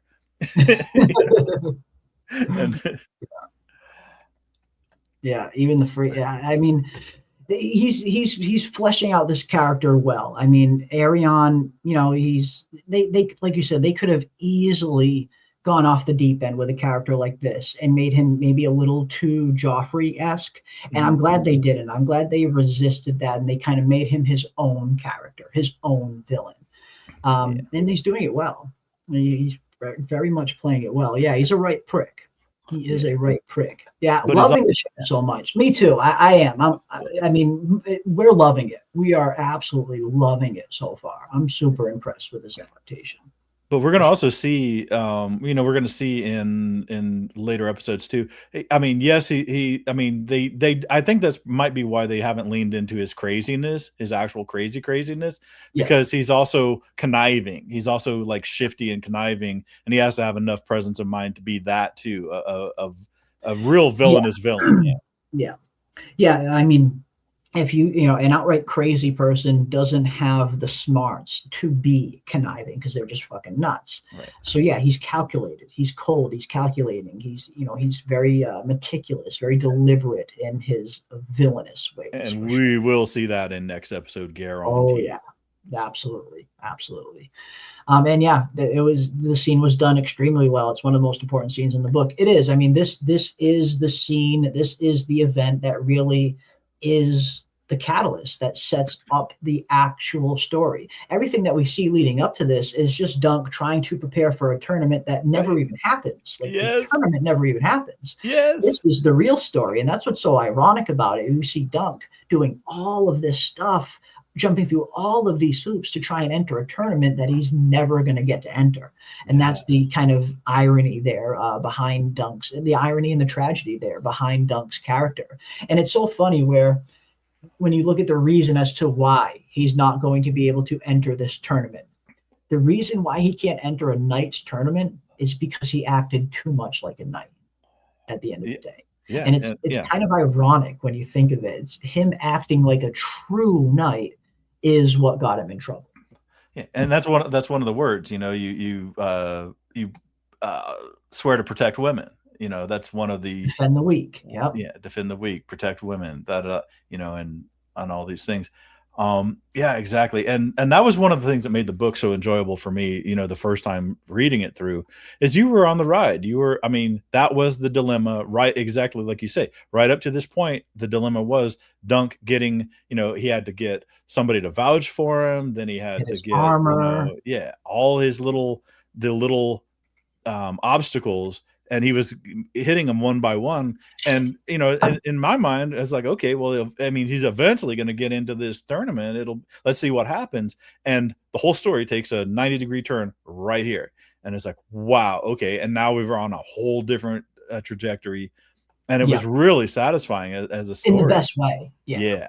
It subverts your expectations in the best possible way. Because I was the same way. Because I remember clear as day the first time I read this novel, I kept thinking, man, I can't wait to get to this fucking tournament. I can't wait to see how Dunk does in this tournament. I can't wait to see this. And then, the whole story just completely turns into the other direction from this point on. And it gets super real. And it's for the better, in my opinion. I'm sure a story about the tournament would have been fun too. But this is way better. This adds like real stakes to it, real drama, real action, real consequences, real lives on the line. It really subverts your expectations where they're setting up this tournament so much that you don't even get to see. So it's kind of fun. All for sweet little Tanzel. All for sweet little Tanzel. And it's not really even just Tanzel. It's really just all for because of who Dunk is. It's what he has to do. It's what a knight does. Yeah, I feel like you could have put anyone in that position and Dunk probably would have done the same thing because that's just who Dunk is as a person. He is a true knight. He is someone that will stand up for the weak, that will stand up for people that can't defend themselves. So I feel like you could have put someone else in Tanzel's position and Dunk probably would have done something similar. I get, setting it up this way where it's someone that Dunk has a crush on, giving him that like extra motivation to jump in there. But that's just who Dunk is as a person. He is a true knight in a world where true chivalry is all but gone. So it's ironic that him being a true knight is what ultimately gets him in trouble. Very ironic. But great storytelling. Absolutely. Yeah. And they couldn't, if they had, another good thing that they've done in this show is pick the break points, pick where to where to end it. And, they couldn't have done better. They did it great with the Dunk and Egg laying under the stars and watching that shooting star. And then they've ended this one exactly where it needs to end to get us going for episode 4. So just a lot of really smart decision making, and and again, I said this on episode 1. It's so refreshing not to be disappointed. To genuinely be enthusiastic and happy with the way if the source material that I like to see it handled well as well and respectfully.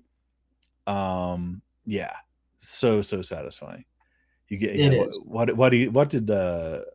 did you throw away your life for this?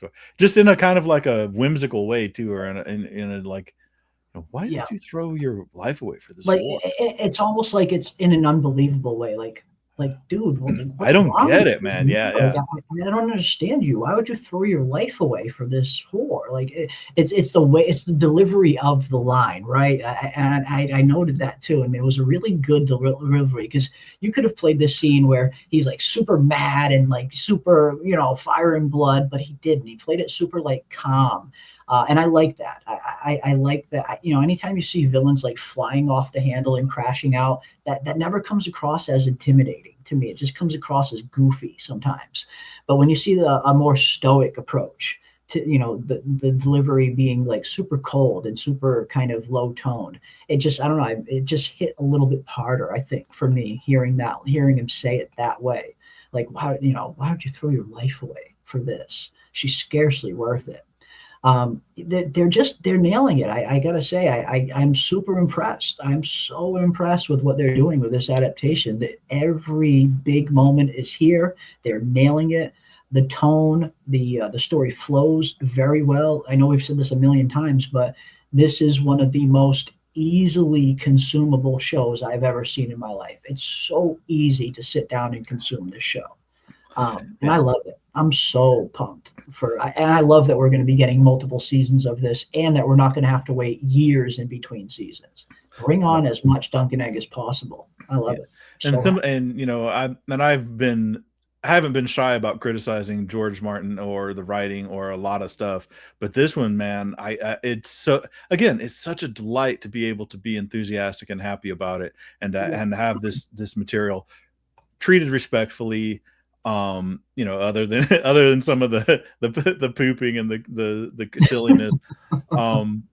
But the thing is, and the handling of it, the showrunner's decision making, even the big dong, and even the pooping, and even the horse pooping, all that stuff is always front loaded. It's always right at the beginning.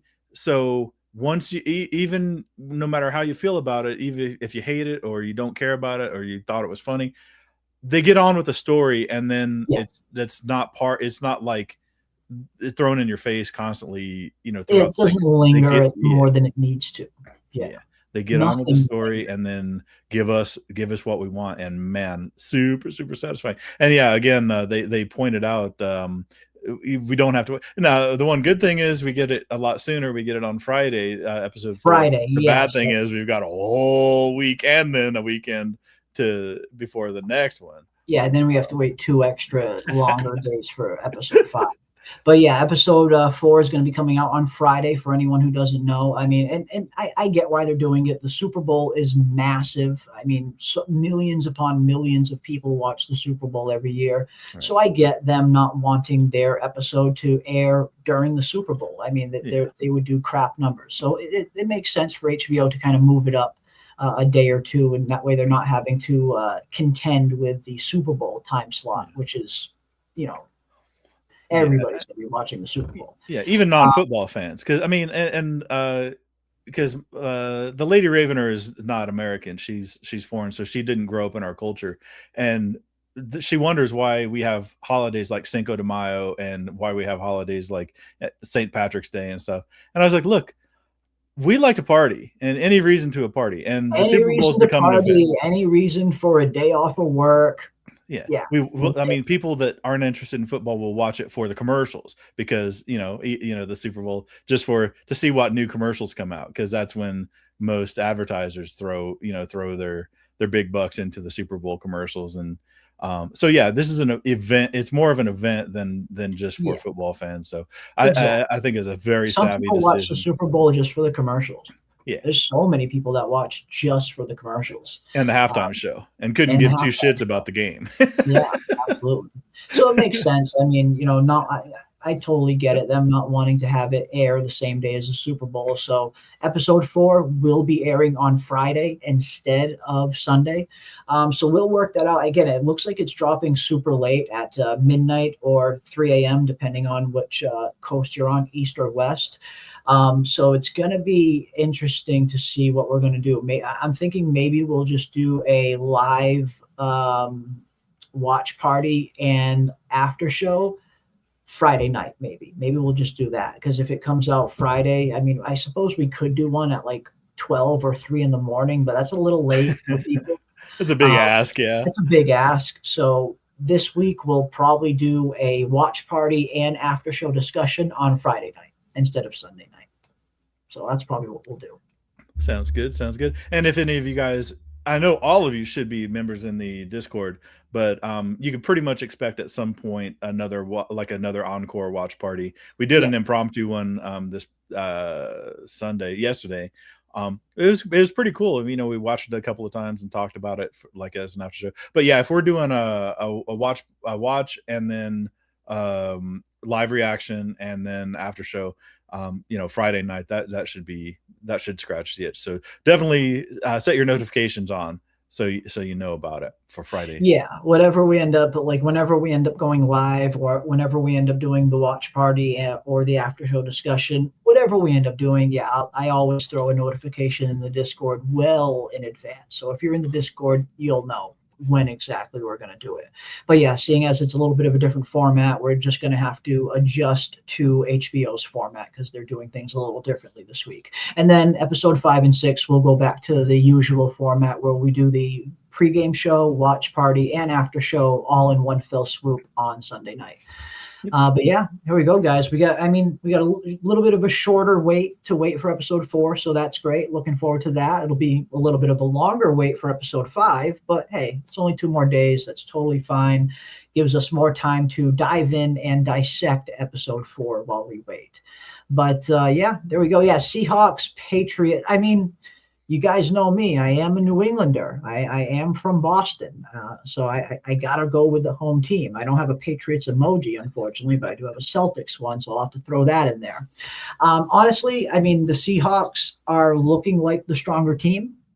But, you got to go with the home team, right? You got to. So I'm pulling for the Patriots. I am pulling for the Pats. But let me know what you guys think. Who do you think is going to win? Who's going to win this Super Bowl? Is Seattle going to win, or will New England be able to pull off an upset?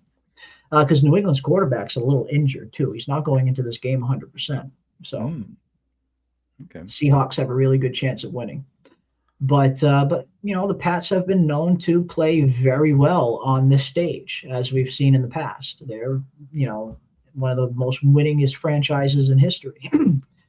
So yeah, I'm hoping that the Pats will pull through, especially, maybe they'll have a little something extra to play for this week as well. Cause I know a lot of people in New England and in the New England organization are incredibly upset about Bill Belichick not making the Hall of Fame. People are pissed about that. So I imagine New England's going to be playing with a little extra chip on their shoulder this Sunday, especially with Vrabel being the head coach and him being close to Belichick. Because, that was a big scandal. That's all I've been hearing about on SportsCenter all freaking week is them just talking about Bill Belichick not making the Hall of Fame. But hey, people are citing things like Deflategate and Spygate and all of these scandals that have happened. So I don't know. But if nothing else, it might give the Pats something a little extra to fight for. But we got Haymaker's team, Bright Flame. I'm Team Green Apple. I love the Green Apple. I really hope we get that in the show. When we see, the difference in the apples and why it gets switched. I really, really hope we get that. And I imagine we will. It seems like they're adapting this story very, very closely. So I cannot wait to fucking see that green apple on that shield. Hell yeah. Hell yeah. Team Small Folk all day. All day. Team Dunk. Hell yeah. Yep. Well, thank you, Star. I very much appreciate that. Going with Jeremy's team. Thank you, my friend. Haymaker's got a dime on the Pats. Awesome. I'll be pulling for you. Hopefully that bet comes through. Doc is taking the Seahawks.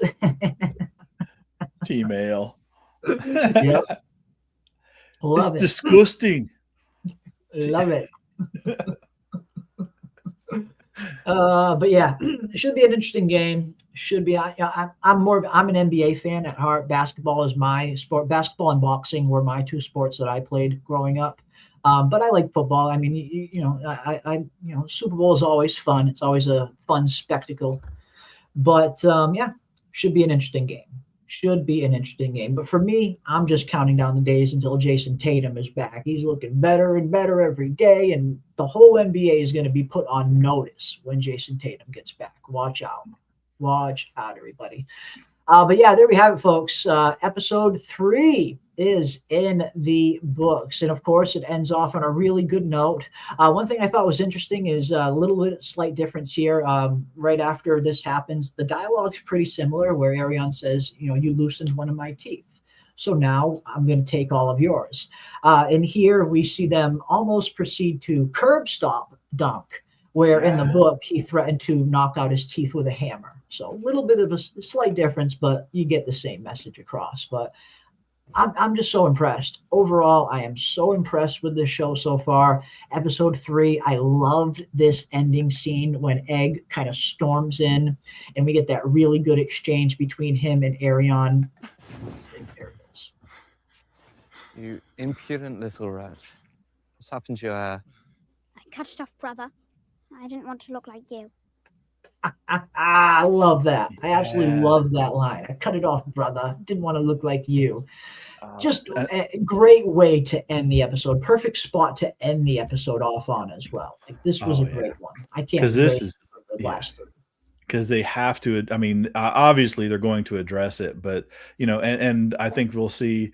The betrayal. That look of and because Dunk. That's on Dunk's face. Yeah, that's Dunk's weakness. Is he knows he's dumb, or he knows he's not as smart as other people, and that being finagled or being lied to or being tricked is worse, because this kid was my friend. I thought we had a connection. I thought we were I trusted you. Exactly. And you played me for, like, everybody else plays him for a fool. Everybody else treats him like he's Dunk the Lunk, exactly. And finally he had somebody that he was connecting with, and come to find out, it was all a lie. Yeah. Yeah. And again, this guy, this actor, he has the face for it. He has the look.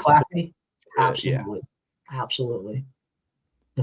Him and Dexter Soul Ansel as well, like, their facial expressions are incredibly well. They're able to convey quite a lot with a simple facial expression. And that is usually the mark of a good actor, being able to convey a lot of emotion without any dialogue. And you just see, like, the look of part heartbreak and part, like, distrust and part, like, flabbergasted. This look on Dunk's face. He's just looking up at Egg, and he's probably feeling a swirl of all of these different emotions. But at the end of the day, that's what it is. It's like, I trusted you and you lied to me. Yep.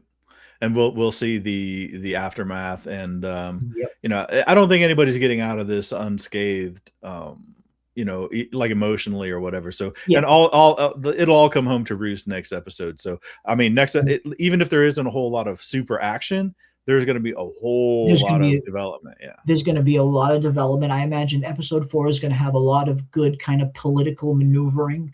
Dunk doing a lot of political maneuvering, trying to find allies and stuff like that. So, I'm not expecting it to be a high action episode, but it might be one of the most thrilling episodes. If you like that earlier format of Game of Thrones, like season 1 Game of Thrones, where you just have characters kind of just strategizing and just good old fashioned good dialogue and good performances.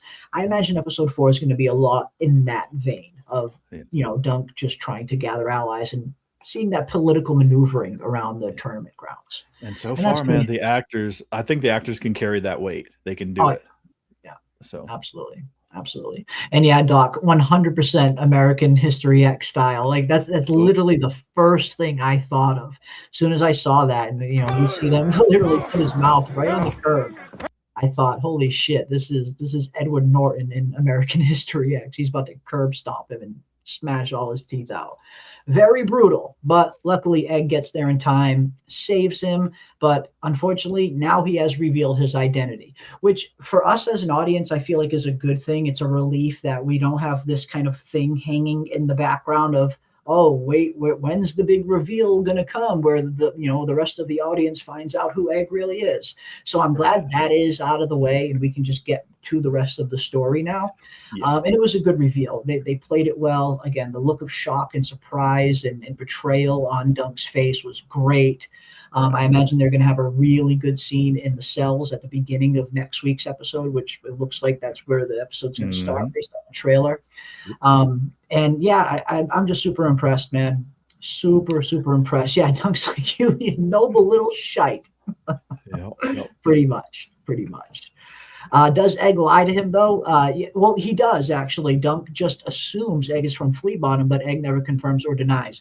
Well, Dunk does ask Egg, do you know your father? Well, or he asks him, do you know your father? And Egg deliberately says no, he doesn't know his father. So Egg not really. And it's it's that little technicality shit, but don't try that. Yeah, don't try me with the technicality stuff. Yeah, I don't really know him as a man. Don't give me that kind of stuff. Is he really knowable as a person? No, even if it wasn't like a full-on lie, he deceived Dunk. Even if you don't want to call it like a full-on lie, he at least misled Dunk. And that can be hurtful. I can totally understand why Dunk feels at least misled. But yeah, I mean, I'm just super impressed, man. I'm super impressed with this show. They've been firing on all cylinders. The cast has been great. Everything on the show has been just phenomenal. And I can't wait. I can't wait for episode 4 now. Bring on episode 4. I cannot wait to see again, I think we're going to get a lot of good, interesting scenes of the political maneuvering behind the scenes with Dunk and the Fossaways and stuff like that. We're going to have some interesting Sir Lionel scenes, I think. Episode 4 is going to be fun. And then I think it's going to really pop off in episode 5, which will probably be the trial episode, with episode 6 most likely being the fallout and the aftermath and the wrap-up of the story. But overall, they're killing it. They are absolutely killing it. Oh, yep, that's right. We have to give our ratings. Thank you so much, Star. Yes, episode 3, guys, is in the books, and we want to hear from you. What is your rating for episode 3 on a scale from 1 to 10, with 1 being horrible and 10 being perfect? What did you guys think of episode 3? Ravener, what's your score? Ooh, well, you know what? I was going into this episode, even before the show, I said this is probably, it had a lot that I didn't like, and then discussing it and getting context and understanding it more and multiple watches, my rating actually drifted upward even through the course of this show. I was getting ready to load in with like a 7, and actually at this point I'm going to give it a 9, man. I think it really did what it needed to do. All of my little quibbles and stuff kind of were contextualized, and I feel I feel like a lot of it, even the stuff that I that wasn't perfect for me, wasn't untrue to the story. So the stuff that I felt was extra, the stuff that I felt was filler, like the Robin Riesling scene and stuff. I initially I felt that was unnecessary. There were some things that I on first blush thought was unnecessary, and I wasn't big into the bribe scene, all the additions, not the stuff that was true to the actual book, but the stuff that they added. I weigh that on a different scale, and I was kind of down on it, but then it's like, okay, now I understand it. It makes sense. It fits in, does good. So yeah, I'm gonna go with a good solid 9 on this one. Awesome. Because I am salivating with anticipation about episode 4. So they did exactly what they needed to do with the cliffhanger, getting us ready for the next one. So yeah, man, good job, A+, or a solid A at least for I mean, 4. They're killing it. They're absolutely killing it. I'm super impressed. I don't think I've rated any of the episodes lower than an 8. I think 8 is like my lowest score for episode 2. I think 8. I gave it 8.5 for episode 1, I believe. But this was great. This was a really good episode. Haymaker gives it a 9 out of 10. Awesome. Hades Gates gives it a 10 out of 10. Love it. Awesome. Cannibal gives it a 8 or 9. Love that as well. Solid score. Henry Beavis gives it an 8.5 with an extra half a point just for the ending and not showing Arlen's junk. Awesome. Hey, there you go. Whatever factors into your rating, we love to hear it.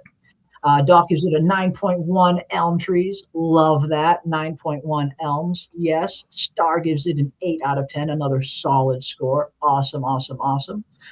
What's up, Will? Good to see you, my friend. Hey, friends, another great episode. And now the tales of Dunk and Egg begin. Have an early day. Just wanted to say, Lord Reverend and friends, we're really welcoming in the after show stream Sunday. That is awesome. Yeah, I mean, we weren't able to do a watch party on YouTube for episode 3 like we usually try to do because I had some personal family issues to take care of. But we did do an encore watch party in the Discord that Ravener hosted. So just wanted to give a big shout out to everybody who showed up for that, and a thank you to Ravener for hosting. And that won't be the last one. We'll definitely be doing some encore watch parties in the Discord to watch the episode a second or third time throughout the week, as well. I imagine we'll probably do one for episode 4 because we're going to have an extended wait in between episode 4 and 5 with the extra 2 days. Yeah, and I appreciate you saying that, man. I was, it was nice to have you, absolutely. And you saw how small, because it was so impromptu and kind of like off the cuff.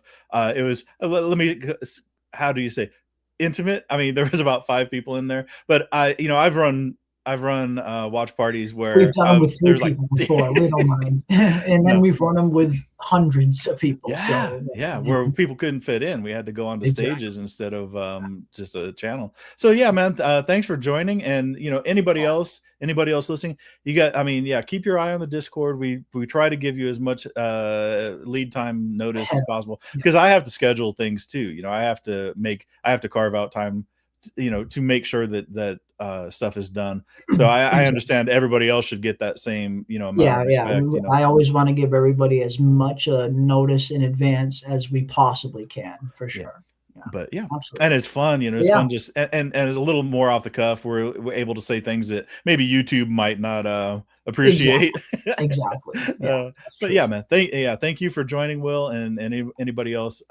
Keep your eye on the Discord. We'll we'll be able to we'll definitely be doing it again, like Jeremy says. We'll, hopefully a little more, with a little more lead time, and with a little more planning ahead of time. Yeah, you guys will be advanced. We'll know a lot more in advance next time, for sure.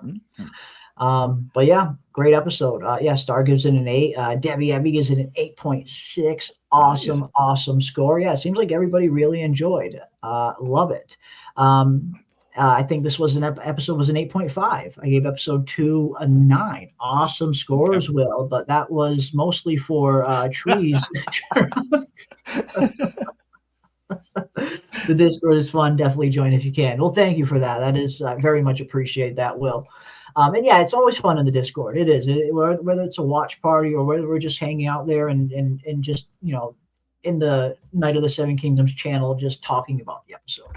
It's always fun. There's always something fun going on in the Discord for Night of the Seven Kingdoms from all the shows that we talk about. So yeah, definitely be on the lookout for the next one, and I will, we'll let everybody know well in advance. But for me, episode 3, I have to give a solid 8.5. I'm going to give it a solid 8.5. Now, I was teetering back and forth between 8.5 and 9, but just a few of the music choices kind of, I think, could have been done a little bit better. So that kind of just took a little bit of a half a point away from me from an 8.5, from a 9 to an 8.5. Is this the first time we've ever streamed together where I've given a higher rating than you? This might be. I think this might be. Might be. I mean, we talked about that one scene earlier, the scene when Aerion kills the horse during the joust. I feel like the music during that scene wasn't really fitting for the scene that it was conveying. I feel like the music should have been a little bit more somber, a little bit more serious in tone, really convey the weight of what Aerion just did. But the music was kind of whimsical, or have no music during that scene. As I remember someone in the chat was mentioning, or have that scene just have no music, just dead silence and hearing nothing but the roar of the crowd in the background and the sounds of like the horse dying. That I feel like it just would have given the scene a little bit more emotional resonance. It would have given it a little bit more weight. I feel like the music made that scene a little more whimsical than it should have been. And then the final scene as well, the very final scene of the episode, I feel like that music could have been a little bit of a more serious and like a little bit more of a heavy tone. When we finally see Egg reveal who he really is, the music just didn't really fit the gravity of the scene. So those are my only 2 kind of nitpicks, I guess. And that's why I kind of gave it an 8.5 instead of a 9. But other than that, this was a flawless episode, really fun. They're really moving the story along incredibly well. And I'm super impressed with this adaptation. They really are. Ira Parker, you can tell like he's really took this serious. And I get what he means now. Like in all of the interviews that he did before the show came on, he was always talking about how he made this show for George. He wanted to make this show for George. And you totally see what he means by that, about how closely he's sticking to that source material, how closely he's trying to make this as authentic an experience to George's books that you're going to get on screen anywhere. And I think he's doing it for the most part. He's really, really nailing this adaptation. They all are. The cast, the crew, all of them. So I'm pumped. I am super, super pumped, and I cannot wait to see the rest of the season.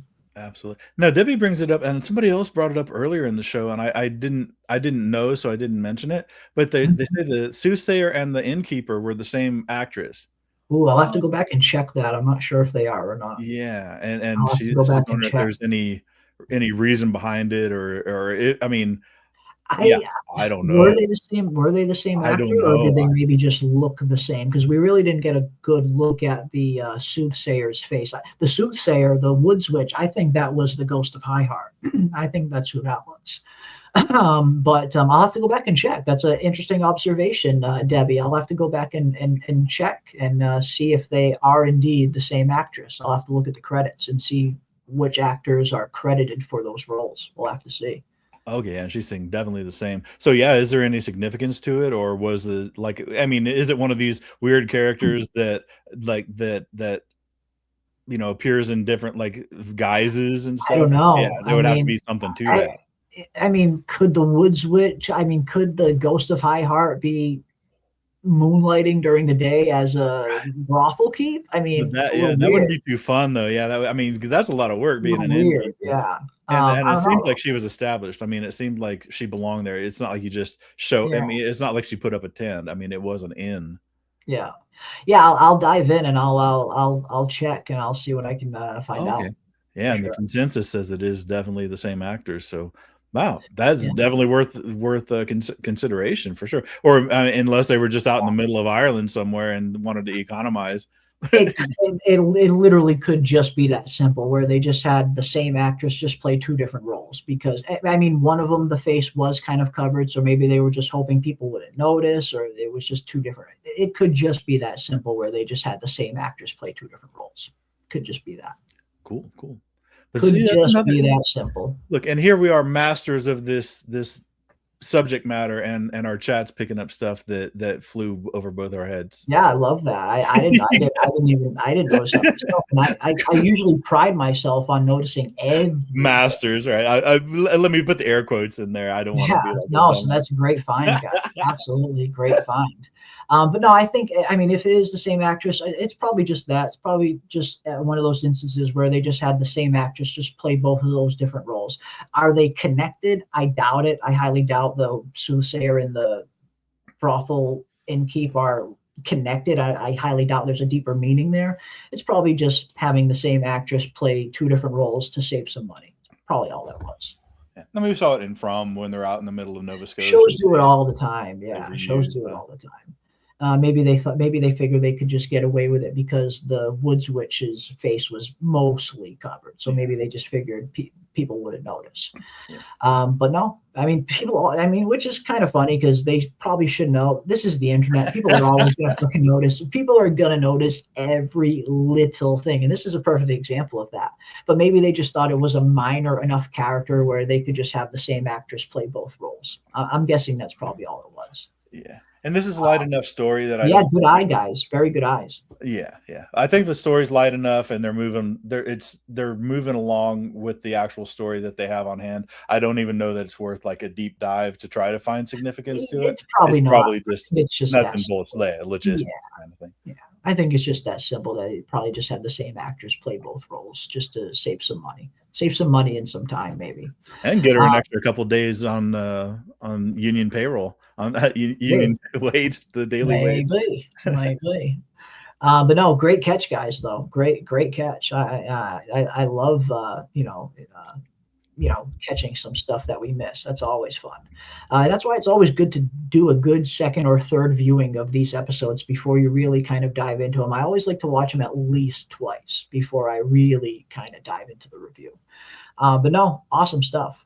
Awesome stuff. But if I had to guess, that's probably why. Just same actress playing two different roles. But I love overall, the chat, man. I love you guys. You're it's so fun. smart. You keep us on our toes. Diving into the show. And not every show, like every show that we dive into here on this channel, it's always so fun because of the chat. Like I love diving into this stuff with everybody because you guys always tend to find stuff that even we miss, and we don't miss much. We don't miss much. But you guys don't miss anything. And as my other co-host PM always says, you guys are the smartest chat in the entire realm of YouTube. And I definitely agree on that. I feel like we have the most fun out of anyone. We have so much fun diving into all this stuff together. And I can't thank you guys enough for that. You guys have been so awesome, super supportive of the channel. Can't thank you enough for all of that. And we got a great show on our hands. An awesome, awesome show to dive into. We got 3 episodes left, episode 4, 5, and 6, and which is also going to pick up the tone. It's going to pick up the pace a little bit more as we go forward.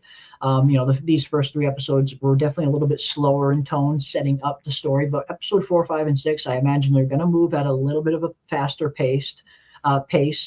And I'm looking forward to seeing the rest of this adaptation. I feel like I can't praise the show anymore. I feel like they're killing it. They're doing such a good job, such a freaking good job with this show. I'm so impressed. Coming off of Game of Thrones, coming off House of the Dragon season 2, and how the second half of season 2 of House of the Dragon really kind of took a bit of a nosedive in terms of quality and storytelling. It's so refreshing to have a show like this. So refreshing to have something like this. Absolutely. So I'm pumped. So freaking pumped. Can't wait for episode 4. I know. Friday, hurry up, Friday. Bring on. Yeah, that's right. Again, for everyone who maybe wasn't here or hasn't heard, episode 4 of The Night of the Seven Kingdoms will be airing on Friday this week, not Sunday. Since this Sunday is the Super Bowl, the big game, HBO thought it would be wise to air on a different day, which is smart. Again, good move on their part. I wouldn't want to air a show on the same day as the Super Bowl either. So just be on the lookout, guys. Episode 4 of A Night of the Seven Kingdoms will be on HBO Max on Friday at midnight instead of Sunday night this week. So they're playing it early. So just be on the lookout for that. And we will probably do a watch party and after show discussion on Friday night. If it's coming out on Friday at 3 in the morning or 12, we'll probably just do a Friday night watch party and discussion and dive into it. So do it. I'll be here, man. I will be here for that. Yeah, definitely the best show so far. I mean, this is definitely I know we're very early into 2026. We're only a few months in, but hands down, definitely the best show that's on TV right now, for sure, without a doubt. But we had a lot of good stuff. I mean, 2026 is going to be a really good year for television. We got a lot of good shows that are going to be coming out. We got this, of course. We have From season 4 that's going to be coming out in probably early spring, probably around April-ish. We have House of the Dragon season 3 coming this summer. We have that new show, Widow's Bay, that's going to be airing on Apple TV on April 29th. That looks so freaking good. If you are a fan of From, you're probably going to really like Widow's Bay. You can check out the trailer and the description of it in the Discord. I threw it in there the other day. That looks phenomenal. We got the final season of The Boys coming. We got Silo season 3 coming later on this year. We got a lot of good shows to look forward to in 2026. And we will be here covering every single one of them, hopefully with each and every one of you. But there we have it, folks. Episode 3 is in the books. I will have my episode 4 trailer breakdown up on the channel tomorrow, so be on the lookout for that. I'm breaking down the episode 4 trailer right now as we speak, and I'll have that video done and up at some point tomorrow. And then episode 4 will be coming on Friday. We got a short week this week, guys. We don't have to wait too long for the next episode, which is great. So, yeah, a lot of good stuff. A lot of good stuff coming out in 2026, and I am looking forward to it. And for all my Shogun fans out there, Shogun has officially begun filming on season 2. The cast and crew is already in Vancouver, and they are already laying down principal photography. So Shogun season 2 will probably be coming early 2027, I would imagine. So I can't wait. Can't wait for that. Yeah, man, and From needs to get to getting with their stinking From needs to trailers, drop man. that damn trailer already. Come on, like what the hell is? And I did look, and I know other people in the Discord have also been paying attention as well. This is the longest we've ever waited. If you look back at season 1, 2, and 3, when they announced that filming was done, and the length that it takes between that and when the first trailer aired, we're like weeks past the date for all of the other seasons when the filming stopped to how much time in between that and when the trailer came out. We're way past it. We're way past it. I thought for sure we would have had a From season 4 teaser long before now. So it's very weird what MGM is doing. I feel like they're dropping the ball a little bit. I must admit, I feel like MGM is dropping the ball when it comes to marketing for From, which is unfortunate because that really is, in my opinion, From is one of the best shows that is on TV. It's right up there between that and Shogun. Those are my two favorite shows that are currently on. And it's just such a shame that the MGM isn't giving From, the proper marketing campaign that I think the show deserves. Very, very much a shame. But hopefully we'll get a season 4 teaser pretty soon. I mean, hopefully we'll get one pretty soon. It's been a long time. We've been patiently waiting for a very long time for a From trailer. So hopefully before the month is out, we will get our first look at From season 4. And hopefully season 4 will be airing somewhere around April-ish, I imagine. Stars an anti-Jimite. She's glad that Jim is gone. I'm glad, they're going to break loose. I mean, I think the pace on From is going to increase. They gave us a lot of answers. They dispelled some of the theories, some of the underlying theories, like the overall, what exactly is this place? They kind of answered some of that, and they have a lot more answers to give. But I think the pace of answers and some of the stuff, and we know there's going to be only 2 more seasons, right? It's on a 5-season trajectory, so it's going to be all gas, no brakes, I hope. Yeah, I mean, it's going to be interesting. It will be. I definitely think the pace is going to be well picked up for sure. Definitely think the pace is going to be picked up. I think that season 4 is going to be the darkest season that we've gotten yet. And I think we're going to see a lot of characters die. I know we lost Tien Chen and Jim in season 3, but I think season 4 is going to be way worse in terms of how many characters we actually lose. Yeah, I think we talked about season 4 is going to be The Empire Strikes Back, where the townsfolk take the hits, and then it all gets tied up with a bow in 5. Awesome, man! I can't wait. Without a doubt, I think it's going to be that. I think it's going to be super dark. But yeah, hopefully we can get a teaser trailer pretty soon for From season 4. And same. I have 2 art videos about From that I have been saving to drop when the trailer drops. Very frustrating. I mean, I'm waiting. I am waiting with bated breath for that trailer to drop. As soon as the From trailer drops, I will be going live right away, and we will be diving head first into it. So as soon as it gets here, you best believe we're going to be dissecting every little frame of that. And that also reminds me, if you guys haven't already, definitely subscribe to my other co-host channel, PM Philosophy. She has her own channel, and she's recently started doing some content over there. She did an awesome breakdown of 28 Years Later, The Bone Temple, and I know she's planning on doing some other stuff as well. So if you guys have not already, subscribe to PM Philosophy. And subscribe to Debbie Ebby as well, and check out some of her art videos. They're really good. I had no idea that Debbie was even doing these. I stumbled across one the other day. I watched it. It was super relaxing, super calming. If you're looking for something to watch and just relax a little bit, Debbie Ebby's got some really good art videos on her channel. So if I were you guys, Subscribe to my good friend PM Philosophy. Definitely give her channel a sub. And subscribe to Debbie Ebby as well. And check out some of her art videos. They're pretty good. They are pretty good. There is PM's link in the chat right there. And here is Debbie's link right under it. Give them a sub. Check out their stuff. We always love supporting fellow members of the Frumily that have channels and that are always, anyone that's doing any kind of creative endeavor, I always want to know about it, and I always want to try and share it if I can. So give Debbie a sub, give PM Philosophy a sub. Check out PM's breakdown on the Bone Temple if you haven't already. She got a really good breakdown on 28 Years Later. And yeah, give them a sub. I know PM's going to be doing some From content when the season comes around as well. Awesome stuff. But there it is, folks. Episode 3 is in the books, and now we look forward to episode 5, which again, episode 4, we look ahead to, which will be airing this Friday. Again, they're not going. Episode 4 is not going to be coming on this Sunday. They are moving it up to a Friday release to avoid the Super Bowl. So be on the lookout, guys. We got a shorter wait this week in between episodes 3 and 4, and we will be here most likely Friday night doing a live watch party and after show discussion. And hopefully we see all you guys there. Yep. Hopefully we see you guys there. So until next time, stay safe out there, ladies and gents. Keep those tinfoil hats on, folks, and we will see you on the next one. Cheers.